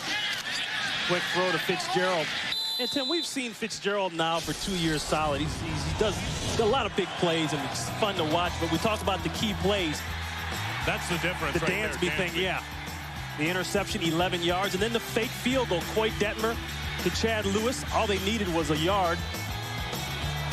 And McMahon decided to run the ball a little bit more in the first half, and I think that was the difference in settling down. The first 7 or 6 possessions were just dismal. It's the only drive they had the whole first half. They couldn't run it. They couldn't throw it. McMahon off the mark. Finally, they get the fake field goal and gave them the momentum to get it into the end zone. Incomplete, intended for Michael Edwards. Lewis got there and early. That's a marker. Yeah, I think Michael Lewis got there early on Eric Edwards over the middle of the field. Interference, 32 defense, automatic, first down. You'll see right there to Edwards, and you'll see 32 come in, and oh no. Yeah, but you couldn't see it from that angle. Yeah. From up here, I saw it. Lewis definitely got there and made contact. Well, anytime you come over the top, they're going to call you, even if you get all ball first. That's like the unwritten rule in the secondary. Going back to the run, Arrington. For a few, both quarterbacks in the first half. See, Josh has been pretty good. Had the long one to Fitzgerald, and not real good on the other side for Mike McMahon. And as you said earlier, I mean, he historically, at least this year with Philadelphia in his 5 starts, has been a much better second half quarterback than he has been a first half quarterback. So we'll see if that holds true here in this one. Second down and 5. 8-man front. They get the quick hitch. And they'll convert the first down. Anquan Bolden using that strength. Very strong. Very aggressive wide receiver. Reminds me a lot of Sterling Sharp. I'm glad you mentioned strength. Just a little hitch route, just going to turn around. They're going to throw it to him. Now they want him to break tackles, and he does. I mean, runs through Brian Dawkins, runs over Sheldon Brown at least enough to get the first down. And look what he's done versus all the Philly receivers when you talk about the last 5 games. He's been on fire, and I think feels a little bit slighted that he didn't get himself into the Pro Bowl. I know it's tough on a losing season. Torrey Holt did get in for St. Louis, and he's one of those perennial guys. But, man, I don't know if there's too many better than Anquan Bolden. 78 offense. 5-yard penalty. Missed a couple weeks. You may have already mentioned that with the bone bruise. But a tough guy. And remember, last year was supposed to be his year. He had the tremendous rookie year, set all the rookie receiving records in the NFL. Then in training camp, he's walking from one hash mark to the other in a walkthrough drill and tears up his knee. He has to have surgery, slow to come back from the surgery, and the year was just kind of up and down. First year now, since that he's been back 100% from the start. There's a run inside by Arrington. Lewis on the tackle.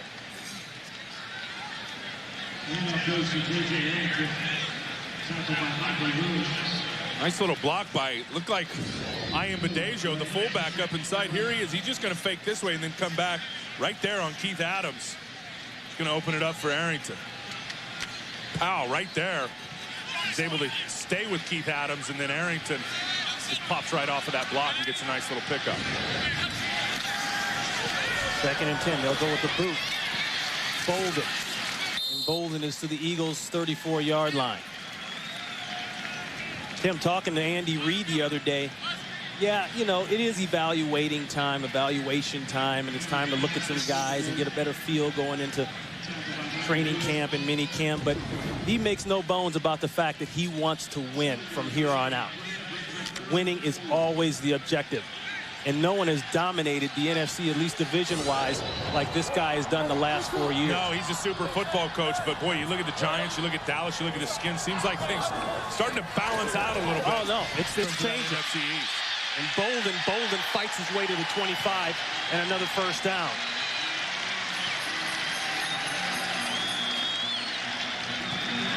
You know what they do on this route now? I'm convinced they take this slot receiver and they run him right to the umpire.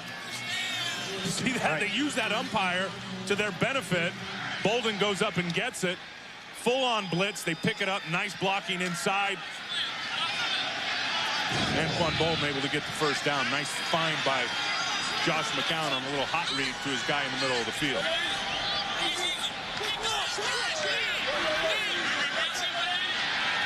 Eagles showing 8 in the box. They check off to it.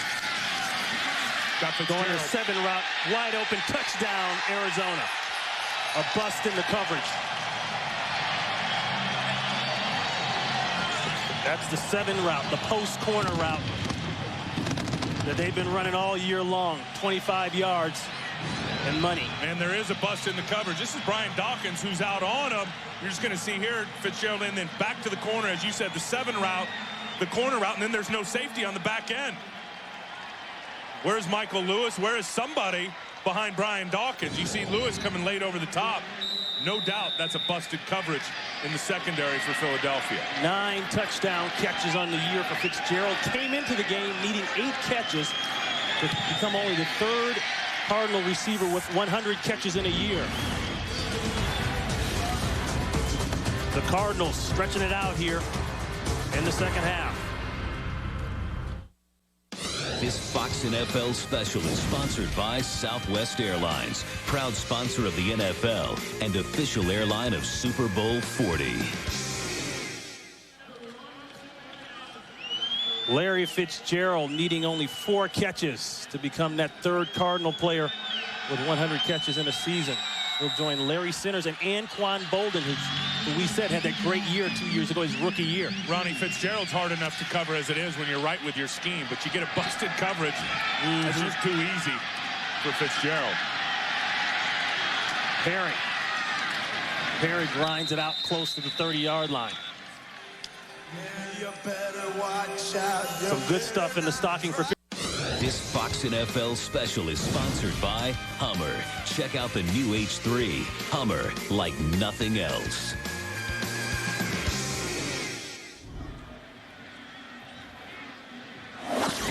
Ronnie, here's the touchdown. Fitzgerald here. We talked about the post corner route that he's going to run, but here's the breakdown. Dawkins is here. Lewis is on the back end. You got man coverage here. Both of these guys playing zone, and they just turned Fitzgerald free. Whether Dawkins was supposed to run with him the whole time or Lewis was supposed to pick him up quicker on the back end, I don't know, but clearly a bust between those two safeties. Pressure outside and a missed tackle. Wilson ran right into the teeth of it, but he redirects and forces a nice play in the backfield by Dansby. Bolden and Fitzgerald, just a great crew. 92 catches coming into today's game for Fitzgerald, 85 for Bolden. Only teammates in the NFL that have each 1,200 yards plus receiving. And the only teammates in the NFL with 85 or more catches as well. All that's great, but if you're one-dimensional, can you win football games? That's right. That's my question. Nope.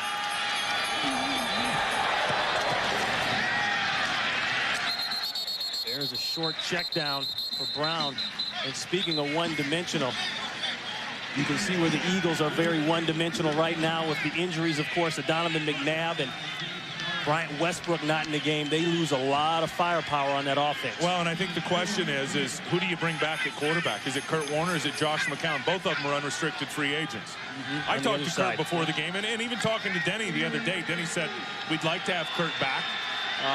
You didn't really mention McCown, started posturing a little bit on Navarre, who's the number 3, but and I think Kurt wants to be back. It depends on what they're going to offer Kurt, and I'm sure other teams are going to step up and offer him a nice contract as well. That's what it's going to come down to. Eagles 0 for 8 on 3rd down today.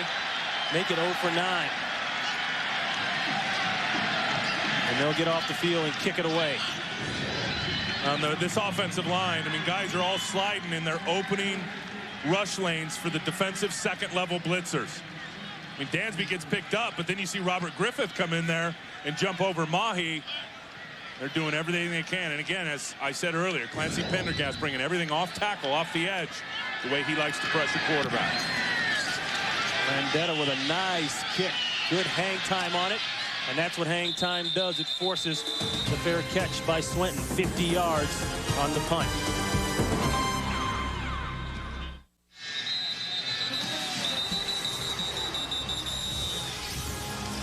Tomorrow, the pregame show, it'll start things off, and it's a Christmas Day game. You know these teams, Tim, the Bears and the Packers. Your old team, my old team. Yeah, let's hope that Favre stays out a little more trouble this time. Did the Bears just rip him up in that last matchup? I don't think Brett had ever been beaten down so hard as that last time at Soldier Field earlier in the year. He's been beaten down hard a lot this year. Ian Badejo with a couple, and going back to McMahon and the offensive woes for the Eagles, you know, you hate to say it, but right now he's a lame duck. He's just not getting it done. He's not seeing some things, and it's hurting their ability to do anything right now in the second half. Let's go down to Kevin McCabe. Well, yeah, guys, Cardinals defensive coordinator Clancy Pendergast has become a bit of a defensive guru. Last week, the Texans made adjustments. He asked him at halftime, did he expect adjustments from the Eagles? And he said they'll make some adjustments on Adrian Wilson and so forth, but we expect to throw a whole lot of different looks at him in the second half. The kitchen sink, guys. Yeah, they don't. Yeah, I wouldn't call those adjustments. Just blitz. Pressure. McCown gets away, and he's on the move. Slides down at about the 28-yard line. 7 yards. And he eludes Trent Cole, who's going to come around the corner here. See, this is what McCown does that Warner never could. And this is have mobility and break tackles. I mean, there's one. He's going to escape somebody there. And then he's got speed now that he can threaten a defense once he gets going. He's one of those guys now. You know, you don't look at it, but he'll line up and run you a 4.6 40. I mean, he can go.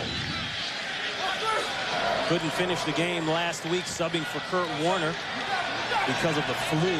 Was so sick that they had to sit him back down in the second half. 3rd and 1, get the first down. He does with Fitzgerald's help and a nice alley-oop pass, and they'll move the chains. Nice ad-lib. You love that he has the ability to improvise and not give up on a play. And that's one thing that I think he learned from Kurt Warner is pocket confidence. When things are breaking down around you, don't always just tuck it and run. Don't always just throw it away.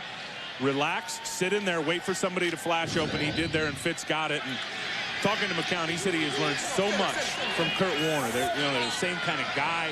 They're both family guys. Of course, Kurt just had his 6th and 7th children this week. Twins. His wife Brenda last week had the babies. McCown's got 3 of his own. And McCown told us that this is the best working relationship he's ever had, bar none, at any level of football, with what Kurt has done for him. And just watching how Kurt manages a game and approaches a game. I think that's the lesson. And you look on the other side, McMahon's having those problems right now. I don't think guys, even in third, fourth, fifth-year guys. They don't understand that a punt is okay. It's all right to throw the ball away if you have to. They want to make the play. That's the thinking coming from college. But when you get to this level, it's the exact opposite. You don't have to win it all by yourself. Just ask Tom Brady. Yeah, got to be the ultimate manager. He's got 3 rings because of that thinking. Ship with a breakout. Marcel Ship is across midfield. Finally brought down by Hollis Thomas and Dawkins. Nice job following his blockers. Leckie, here's the center, Jeremy Bridges. They're both going to get out and pull and lead the way. And that's just good timing, good patience. Gets the kick out from Bridges. Leckie gets the seal down, and then Ship just pops right up inside off the rear end of Leckie right there. Good vision, good patience as a runner.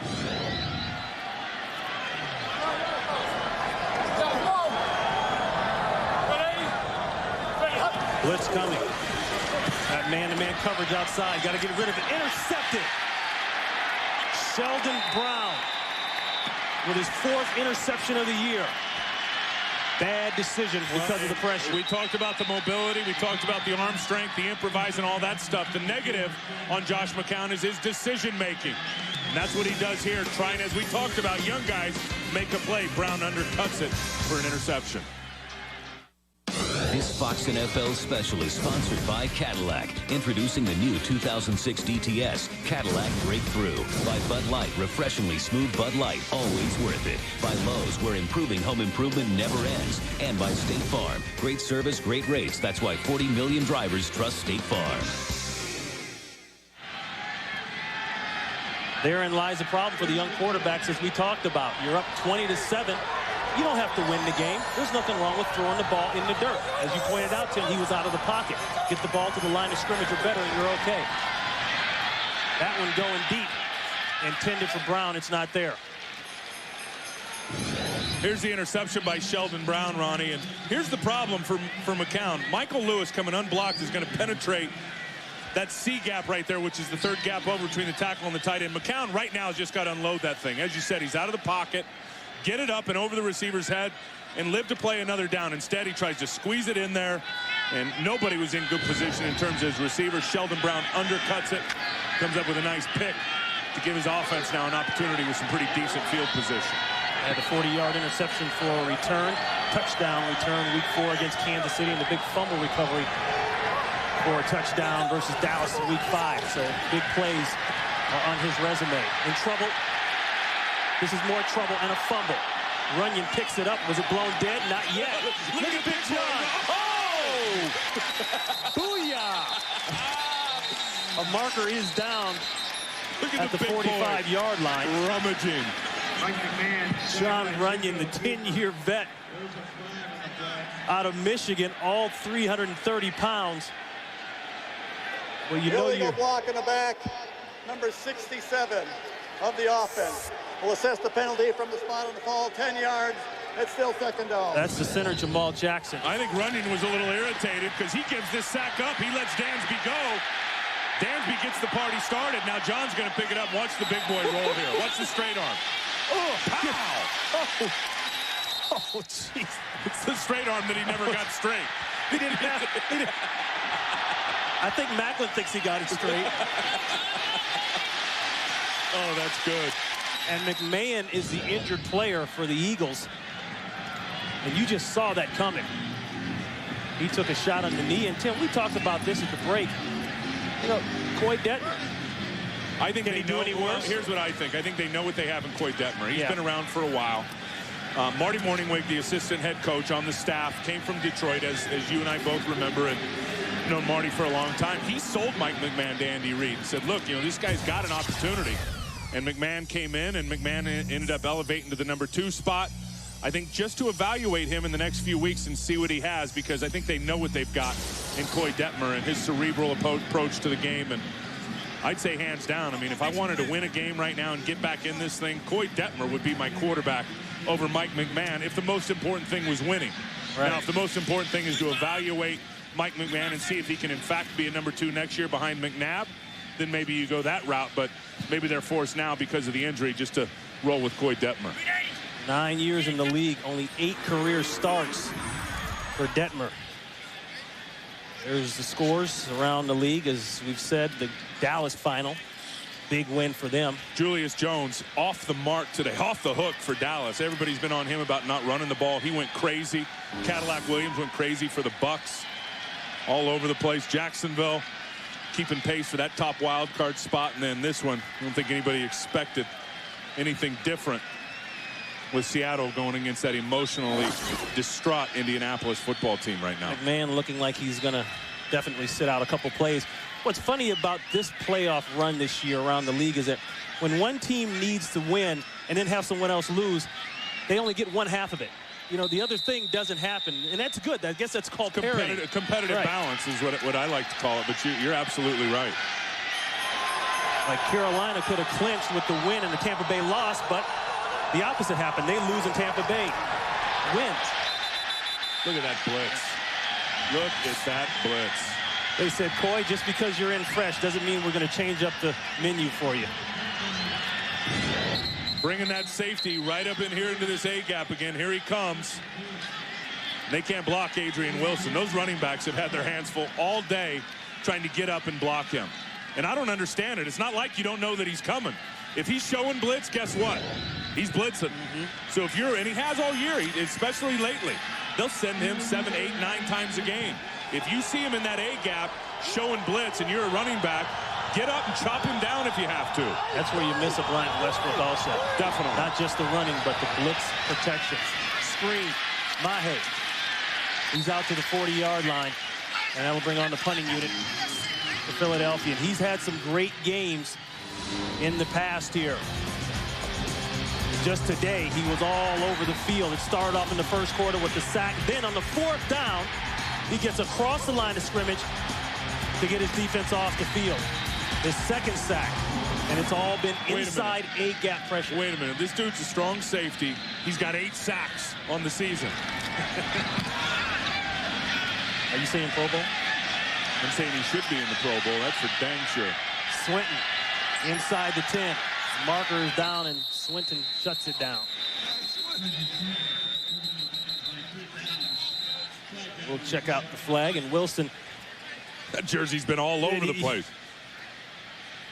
Darnarian McCants ailing.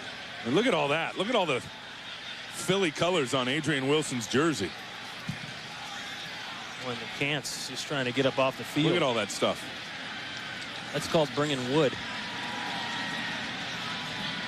They got holding number 55. That penalty is declined. Holding number 26 while the ball was in the air. We'll assess that penalty from the end of the run. That's a 10-yard penalty, first down. Bernie Kukar has a little bit of everything. 20-7, Arizona. This is Chief Master Sergeant Eric Wineland from Kabul, Afghanistan, wishing my wife and family a Merry Christmas and a Happy New Year. They're in Altoona, Pennsylvania. I'll be coming home soon. All right, another thank you to all the men and women across the seas protecting our freedom. Boy, that's a tough run right there. Can you imagine what that means to the family sitting at home watching that right now? Huge. Huge. They'll take over 1st and 10. Arrington won't make it to the 5-yard line. Boy, they will enjoy getting some offensive linemen in the offseason in front of J.J. Arrington. I really believe that. He was their 2nd-round pick this year, and they've been beat up across the front. They're playing defensive linemen over there now. When you see Fred Wakefield there, number 78, and I'll guarantee you that in the offseason, this team's got money to spend. They will get some free agents. They will stabilize that offensive line to get a running game and to get some balance going into next season. Because I've been saying it all year. J.J. Arrington did not forget how to run the football. That's right. Guys, everyone says, well, the pro game's so much harder. So for running backs, it's not as much of a transition, Ronnie, as it is for a lot of other guys. It's really the same stuff with the exception of the pass protection. Get him the ball, let him run.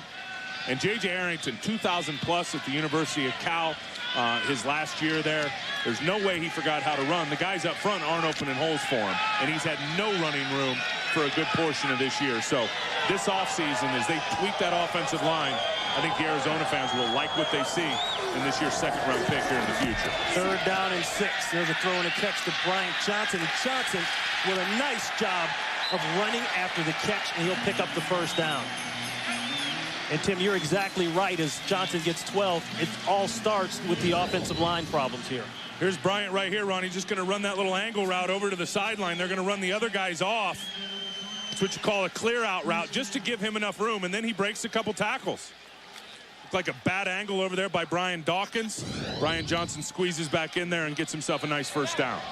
1 touchdown on the year for Brian Johnson. Came into the game with only 35 catches.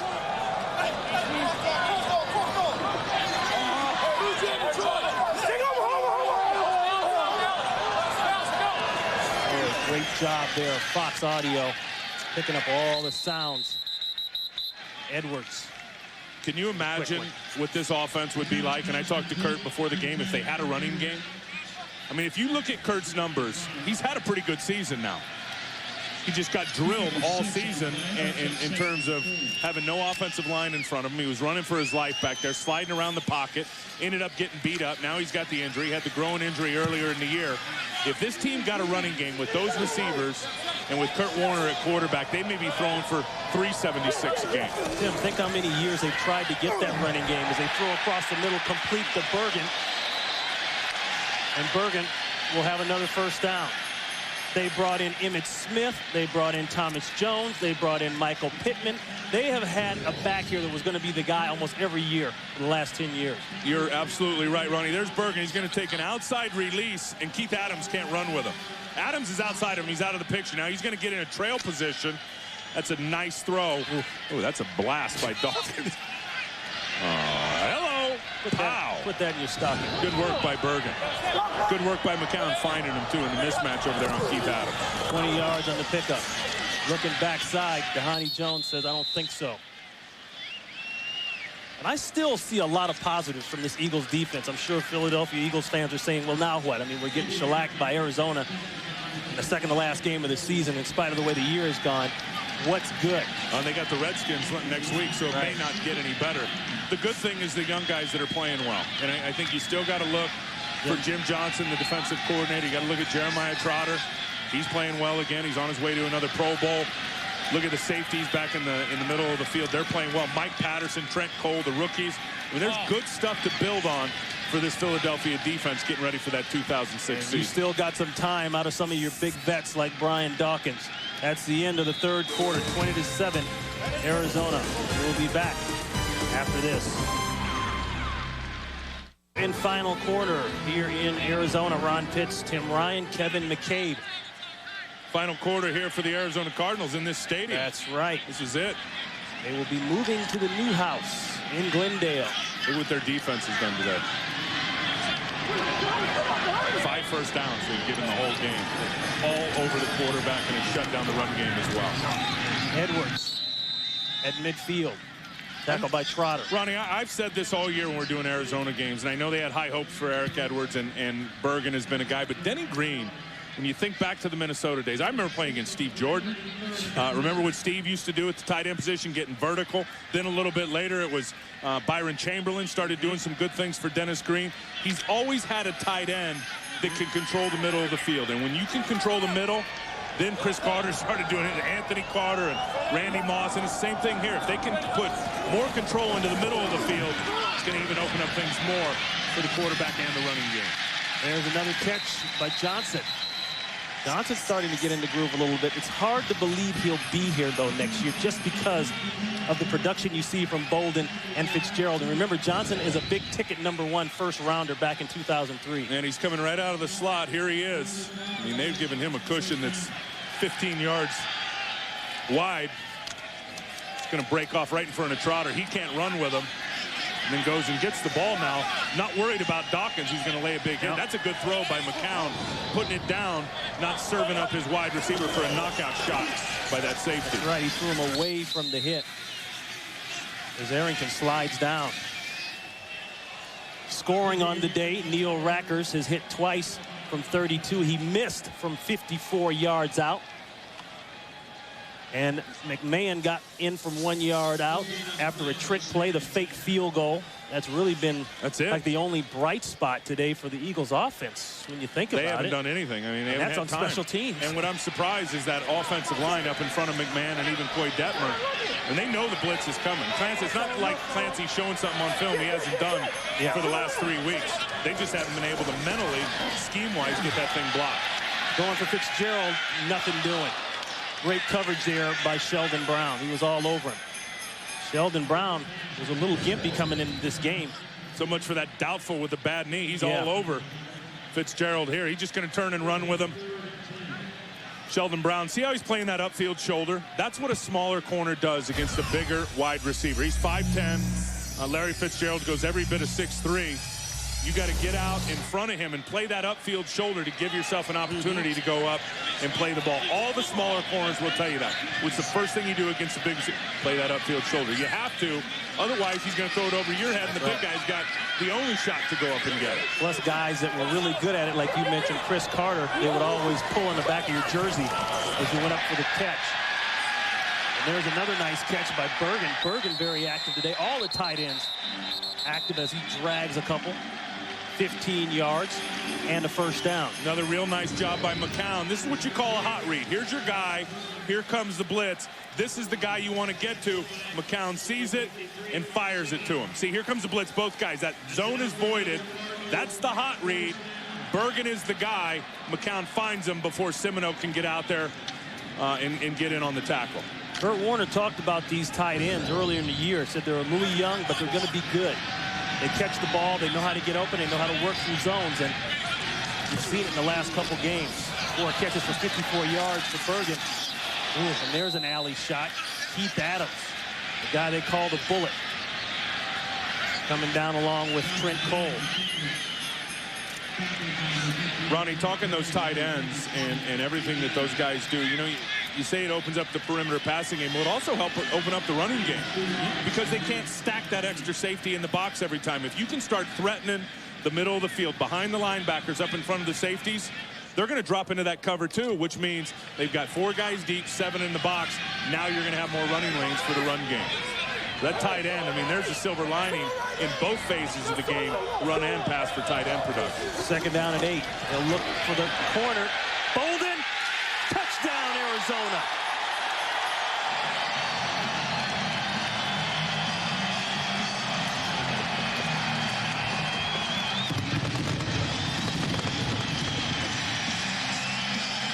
yards, McCown to Bolden.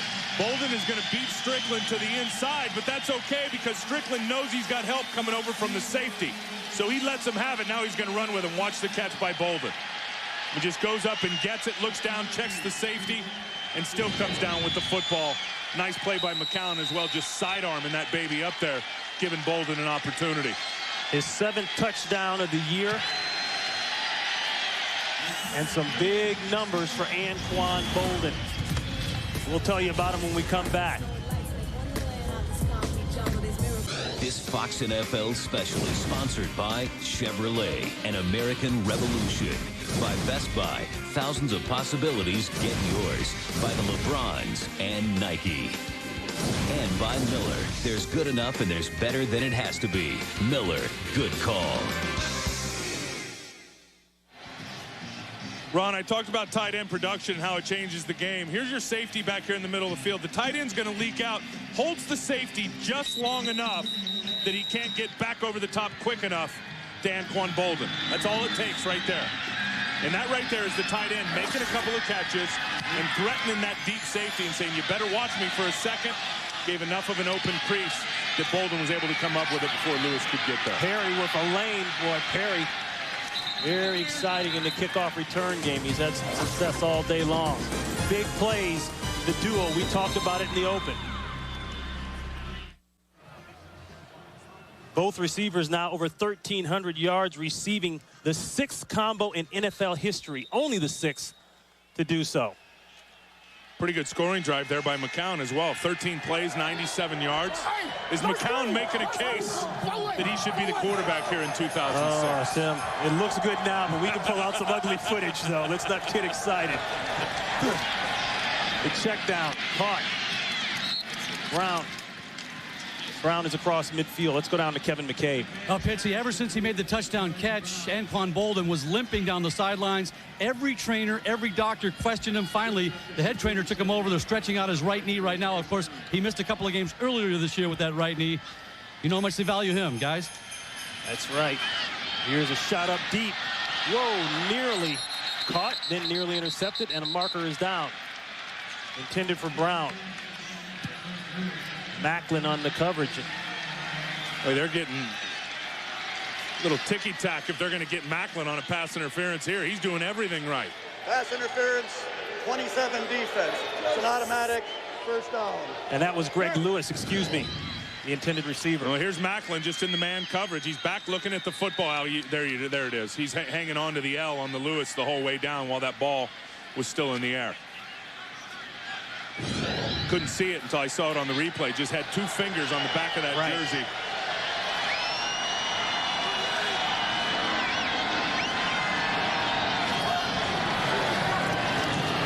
Q in, Q out. And it's caught. McMullen. Well, at least you got a chance when you pick up the blitz. It was a good job by the running back. And watch Reno Mahi step up and take on James Darling.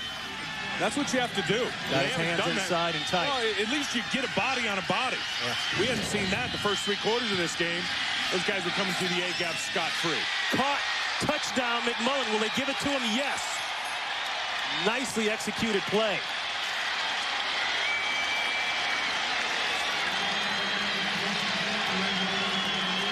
He's man up on Robert Tate. Just a go route straight down the seam. Tate never's going to turn it and never turns to look at the ball. Tate never finds it. There's the catch. 1 foot, knee down, touchdown, Billy McMullen. Great throw by McMahon. That's threading the needle right there to Billy McMullen.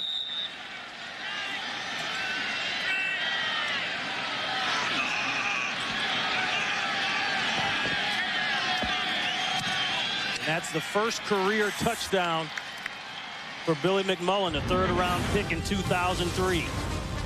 27-14 Cardinals. This Fox NFL special is sponsored by Chevrolet, an American Revolution.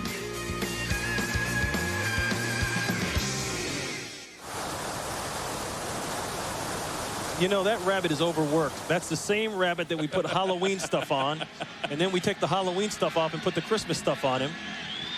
I think he was a turkey about a month ago. Yeah, he was a turkey a couple months ago. I hope that's a Union rabbit. Oh, man. First career TD you saw there by Billy McMullen. That's right. I mean, we've been on McMahon, but that was a terrific throw right down the seam by him for the touchdown, McMullen. Reggie Swenson jogging, looking for a lane. Well, that's not going to get it done. And here we go. It's only love. It's only holiday love.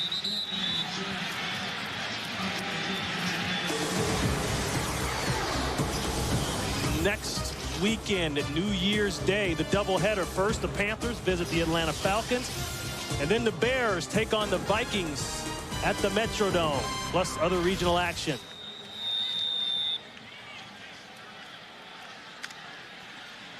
$10:15 left to play. 1st and 10 for Arizona.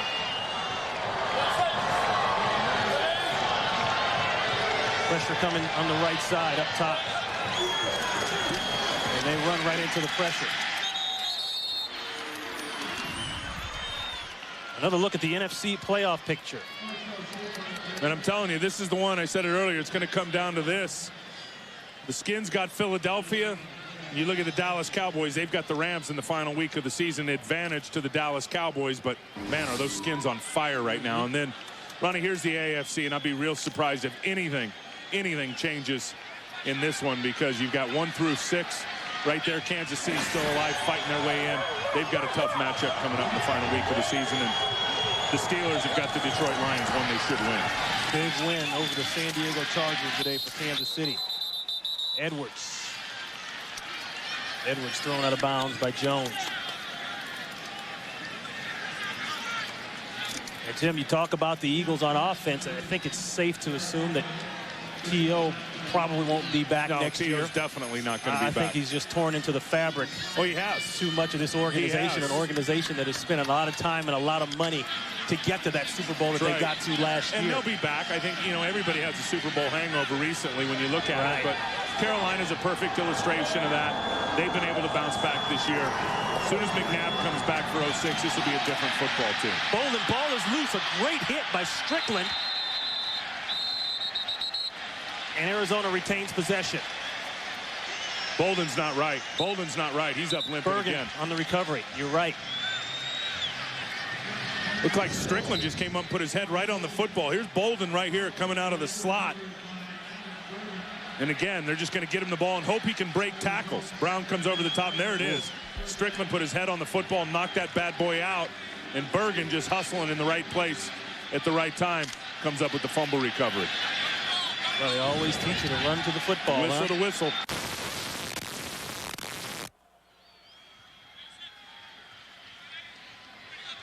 First and 10. Cut back.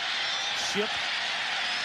Skip is out to about the 48-yard line. Finally brought down by Trotter. And we're talking about the Super Bowl hangovers.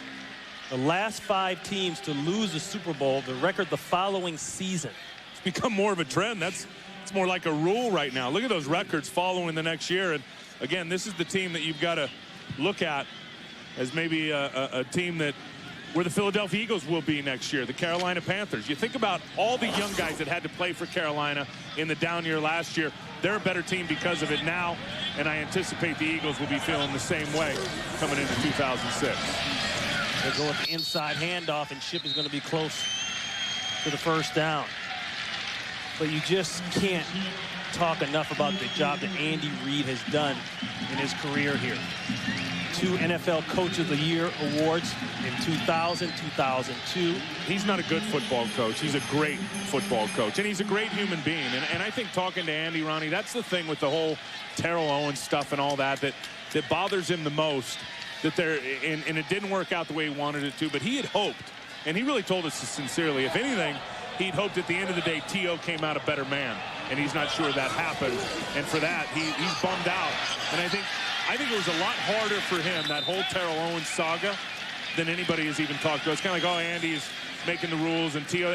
No, he had a personal relationship with Terrell Owens. I mean, these guys had heart-to-heart, man-to-man type talks, and you and I both know that some of the things and the dynamics that T.O. was brought up with that were difficult. Andy was there for him. And I contest him that if T.O. goes into his office in the offseason, sits down man-to-man, doesn't bring the agent into and all that other junk and said, hey, I need a little bit more money. Can you work it out? I'm not going to say another word about it. I guarantee you Andy Reid makes it happen. Yeah, they could have done something in Drew Rosenhaus and the whole way he handled that whole thing. It took on a life of its own. Right, it's unfortunate. And then calling Donovan McNabb out was just, that made no sense. Bolden for a little bit. There's the guy, though, right there. And everybody says, oh, you got all these great quarterbacks in the AFC, and Hasselbeck's not as good as any one of them, and where's the NFC quarterback? Well, they're hurt. There's the best quarterback in the NFC right there, Donovan McNabb. Dante Culpepper up in Minnesota. He got hurt earlier in the year. And these guys have been on the shelf. That's why the quarterback play, at least a good portion of it, has been down in the NFC this year.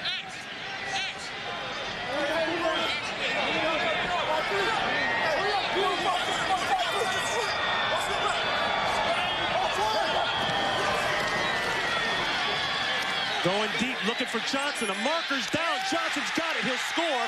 But let's check out the flag. That flag is back upfield at the 48-yard line on the Cardinals side of the ball. 47-yard touchdown strike.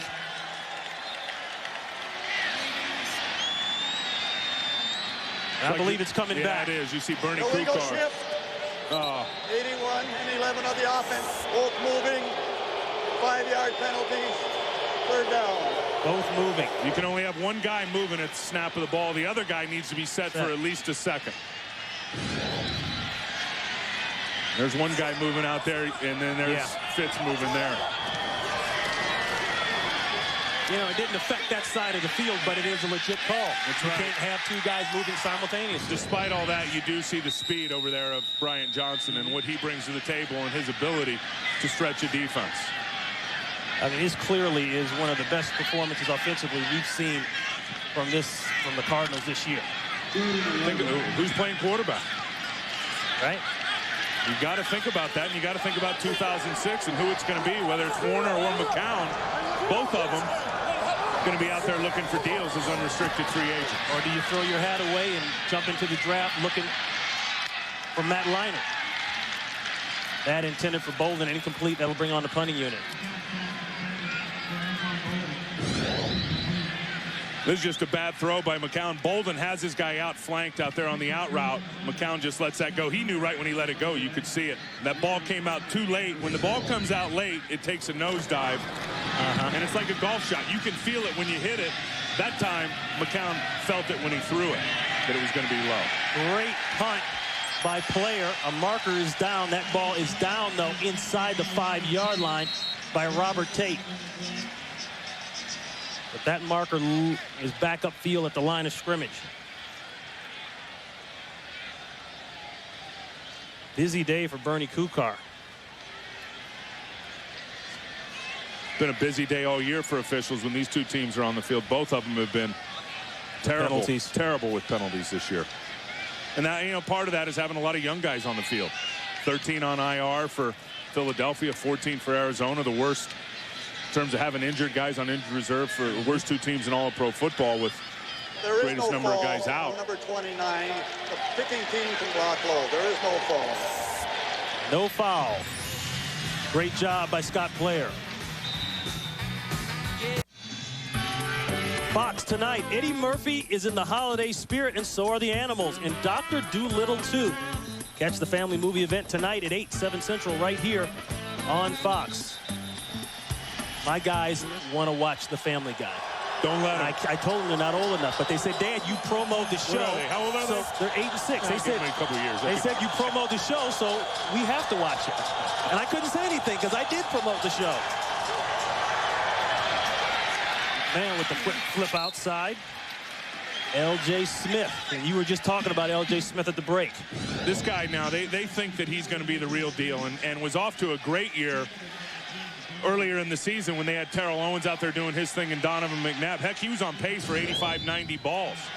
In the last couple of weeks, he hasn't been as much as part of the game plan, but I'll tell you why, Ronnie, because once T.O. went down, once McNabb was out, and they knew that L.J. Smith was the only guy, they started bracketing him, started hitting him up on the line of scrimmage, taking him out of the game plan, and nobody else had been able to come forward with impactful plays. This guy's the real deal. They got big, big hopes for him in the future. He's a young player that understands it and is going to be good, I think. Pro Bowl second alternate. Yeah, he's talking to Chad Lewis, some of the other guys on there. This guy's got 100 balls in him. They think that he's that Tony Gonzalez type of talent out there at tight end. The problem is you got two other Tony Gonzalez type tight ends in this conference in Shockey and Crumpler. 3rd down and 1. Throw, errant throw, almost killed the cameraman on the sideline there. Intended for Brown. 4th down coming up. Talking to McMahon, he said this offense was different from the one in Detroit because they go down the field more. I haven't seen them go down the field, I mean, hardly all day today. No. Everything McMahon has thrown has been underneath. Well, I think that's attributed to the blitz issues and the problems once pressure comes. Adrian Wilson has been all over the backfield. Start rolling him out of the pocket more. Start moving McMahon and getting him looking down the field and try to threaten with some big plays. Landetta, who's had a great day punting, skies this one away. Swinton going up the field. A marker is down. 2 markers are down at the 40-yard line. 49-yard punt by Landetta. Man, I got to take my hat off to Landetta.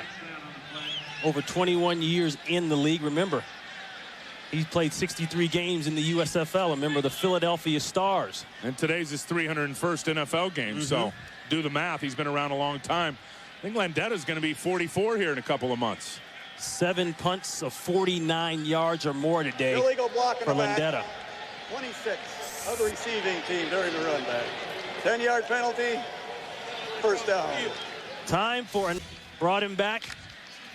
You talk for a lot of people, that was the best memory here at the stadium. Especially these current players, guys that haven't been here for very long. And I mean, Adrian Wilson's one of the elder statesmen. I think he and Leonard Davis in terms of tenured years here in Arizona. So they said that was the biggest memory that they had of this stadium. And as we talked about earlier, really looking forward to having a place they can call home, because it hasn't been that way here for Cardinals playing in Sun Devil Stadium. Timeout called by the Eagles as they sense the Cardinals beginning to work on the clock a little bit.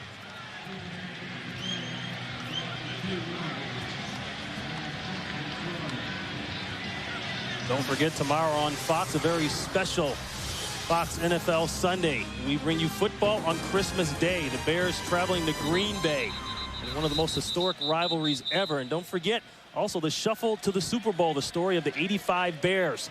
That's all tomorrow right here on Fox, America's most watched NFL network. I know what I'm doing tomorrow. I'm hanging out and doing nothing but watching football. And watching what Rex Grossman can do for those Chicago Bears. They're putting Rex Grossman back in there at quarterback. Orton got him 8 straight. He screws up a little bit, you're out. Grossman, you're back in. Now that things are for real and we're getting ready to go to the playoffs, baby, you're out. Marcel Shipp for a couple. Let's go down to Kevin McCabe. Well, guys, the worst fear is for Anquan Boldin. He'll miss the rest of the game. A right quad bruise. Of course, he missed a couple of games earlier this year with a right bruised knee, so he'll miss the remainder of this game. Big loss for the Cardinals right now. Going to be interesting to see if he can return for the season finale next week in Indianapolis. Boys? All right, and we knew the wideouts would figure big coming into today. Larry Fitzgerald. You got to love the way they can just go up and make plays. I mean, Fitz is open this time, but we've seen several times in this game with Boldin and Fitzgerald where guys are on them, and they still go up in traffic and come down with a big catch like this one. You're pretty good when you go up and grab it, check the free safety on your way down and still get 6. And Tim, the problem with that is when that doesn't work and you can't run the ball, you're done. You kick a lot of field goals. Yeah. That's why kick a lot of field goals and end up 4 and 10. Losing a lot of games, that's right. Shipp on the flip 90. He bangs his way out to the 31-yard line. And the Eagles defense, well, they've been beaten up by injuries as the Eagles call their final timeout. See the average there. And today, wow. Well, think about all the guys that aren't out there anymore. I talked earlier about Burgess and Corey Simon being off there. Lito Shepard, their Pro Bowl corners on injured reserve. That's some significant injuries on that side of the ball. And in offense, it's become one-dimensional. Hard to play defense when you're out there for 65, 70 plays every game. Blair dropped one down inside the 5-yard line last time out. Got a change in the return man there. That's Dexter Wynn. Eagles getting a look at him as a returner. He's going to run with this one. Not much stacked up at the 33-yard line. Looking back at today's events. Fireworks early by Arizona's defense. Carlos Dansby 11 yards out. Interception return for a touchdown. And Fitzgerald along with Boldin, they've been open all day long. Some great throws but better catches. Who do you want to build off here for 2006? I think it's pretty clear the 4 guys that have played best today for Arizona, and Boldin, Fitzgerald, and then on defense, you got to look at Adrian Wilson, you got to look at Carlos Dansby. Those 4 guys in this game today clearly have been unstoppable. 1st and 10, 4 minutes to play here in Arizona. McMahon on the run. The throw nearly caught, should have been caught, thrown behind him. L.J. Smith, and McMahon is hurt. It's Adrian Wilson that hit him too, and just talking about Adrian, he's been all over the quarterback today. Ronnie's got 8 sacks. That's a record for NFL safeties. I think Dave Duerson had it back in the 80s, and you're going to see him again coming off the edge as he had for a good portion of the day today. Well, I'm surprised Bernie Kukar didn't call that. He drove him. He drove him to the ground. Once McMahon gets rid of it, Adrian Wilson's got to grab him and try to lay off. He drove him to the ground.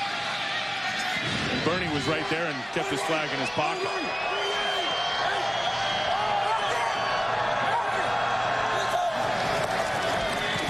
A throw inside, nothing happening there. And Tim, it feels like going into next year, as you look at the play by Huff, that the Eagles are going to have to develop a lot of guys on the perimeters. Got some young receivers out there, and nobody's really stepping up and saying, hey, I'm the guy. This is audition time, I think, in that area of the field. The field They don't have a number one receiver. Right, an area of the field last year that was locked down. No, they don't have one. And Greg Lewis inherited that number one, I think, after Terrell Owens got suspended, now deactivated.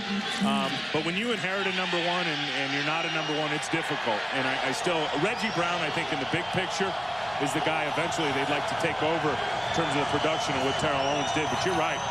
And they've got unproven guys out there right now, big time. Uh-oh. You know, McMahon better quiet down because he's already taken a couple hits. He's chirping up, though, isn't he? Ball start. 73 offense. 5-yard penalty. Still third down. Yeah, you saw Sean Andrews right there. I'll tell you what happened is Wilson got cut by the running back. He was laying out. Mahi chopped him down. He was already in midair by the time he realized that the play was blown dead. That's why he hit Mike McMahon, and that's why McMahon was a little irritated. Third down and 15.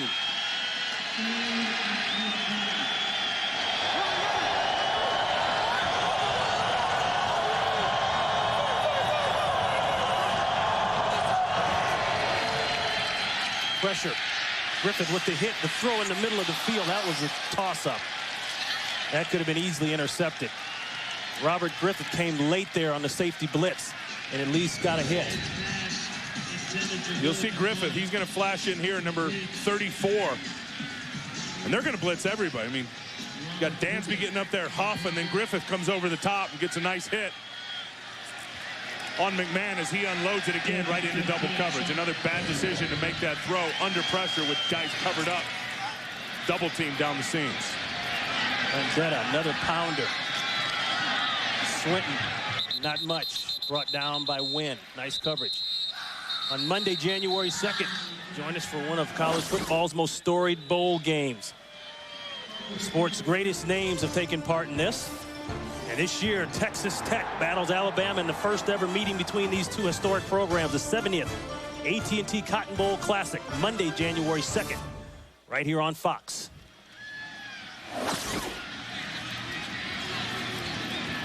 Look there at Sam Rayburn and Keith Adams. Guys trying to finish up here in Arizona, play hard.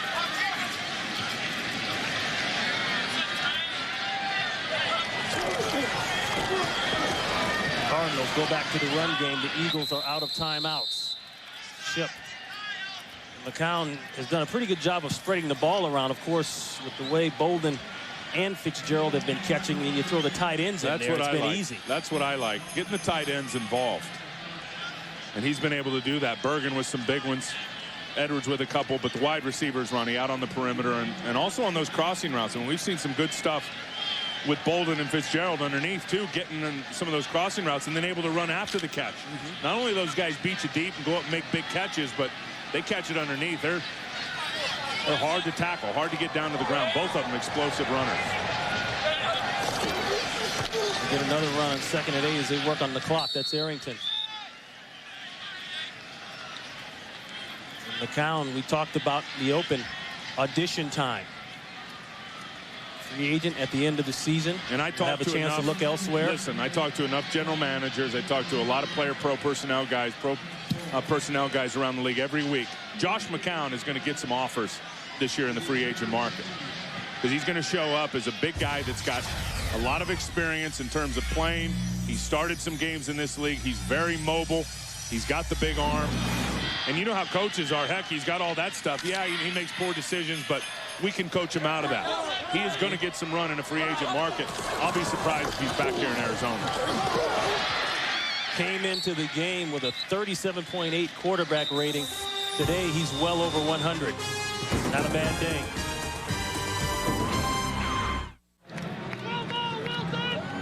Ron Pitts, Tim Ryan, we're back in Arizona. McCown there with that 38 quarterback rating. I mentioned going to break. That's in the 4th quarter coming in to today's game. But clearly much better with his performance here today. Wynn will return his 2nd punt.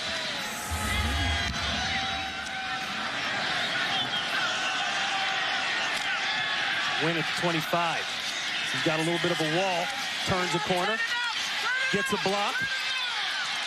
And a good job. Wynn is out close to the 50-yard line. Let's go to Los Angeles for the first time and probably the only time today in James Brown. Hey, Ron, as you well know, Sean Alexander missed the rushing title last year by 1 yard. Well, guess what? Mike Holmgren reinserted him on a series that he wasn't a part of when it got near the goal line, allowing him to tie the single-season touchdown record at 27. We'll see what happens next week. And Ron and Tim, thank you guys so very much for taking up for me with the weight conversations earlier. Howie says Tim is in pretty good shape, though. Back to Ron and Tim. I'm with you, JB. Big boys need loving too, right, Ronnie? That's right.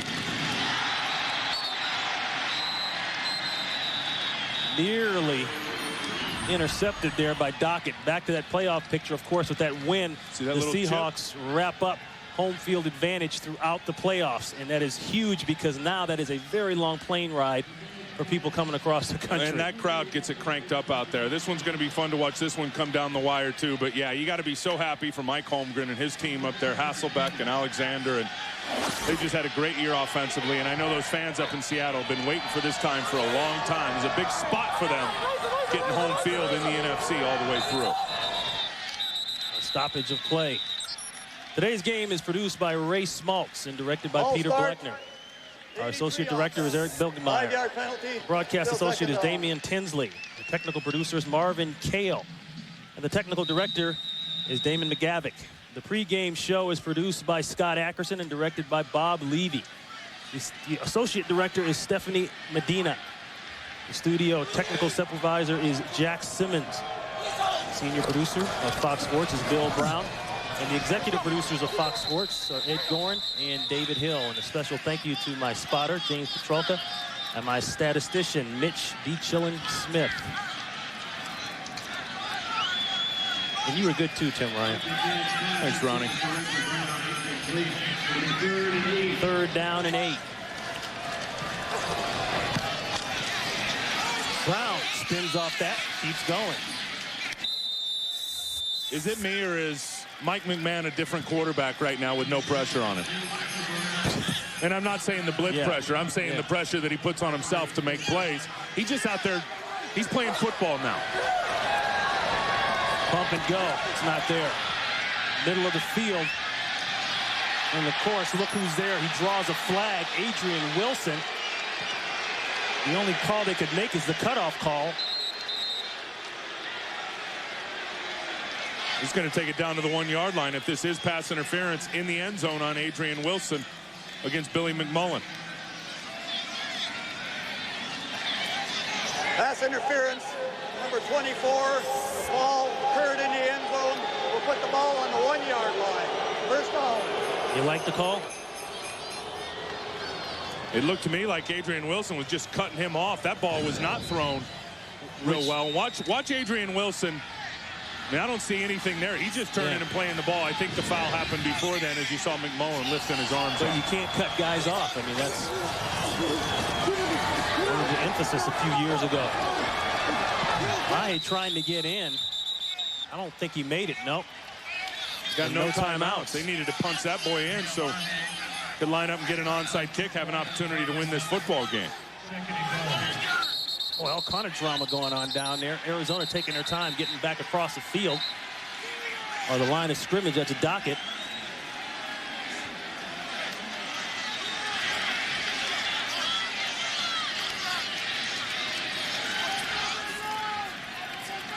Encroachment, number 90 of the defense.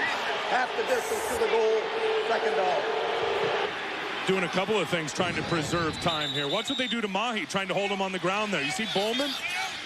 That's a foul. You can't do that.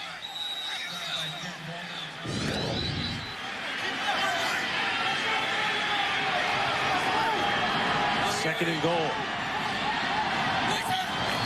Perry out of the backfield. Bounces off the chest of Reno Mahe.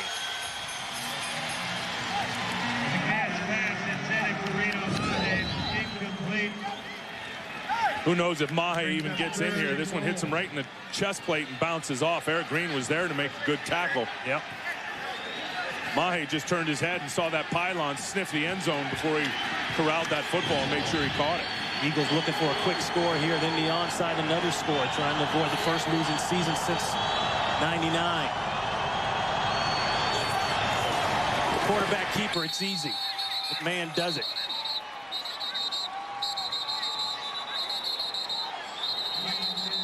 Second rushing touchdown today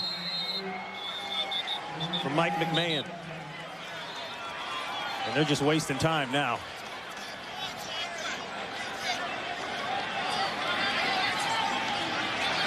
So they'll undoubtedly line this one up for an onside kick.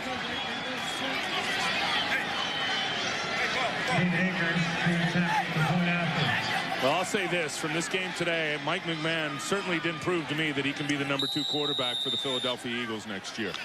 He had tremendous problems with the blitz in his face. I know the offensive linemen give him a lot of protection, but not throwing to open guys when you got blitzers that are coming up the front. I mean, that's just bad decisions. You throw it away, you throw it in the vicinity, or throw it to the open receiver, not the guy that's doubled up and covered up and bracketed and all that stuff. And to add to that, some other guys that they were looking at, Bruce Perry was back on kickoffs. I thought he had a pretty darn good day in the return game. I know they've got Reno Mahe back there, but this kid did a pretty good job. So if McMahon had problems today with the blitz, what happens next week against the Washington Redskins and Greg Williams, who brings it from everywhere? In a game that he definitely needs. One thing you haven't seen from this Andy Reid team, despite all this and being down 6, nobody has stopped playing hard. You won't get that from an Andy Reid club. You can't say that really about all other 31 teams around the league, but Andy Reid's guys are going to continue to play hard despite the circumstances. And he's going to coach. He looks lean, too. He's dropped some weight since last season, hasn't he? Believe it or not, the man dressed in black. And this will be the first onside kick attempt this season by the Eagles.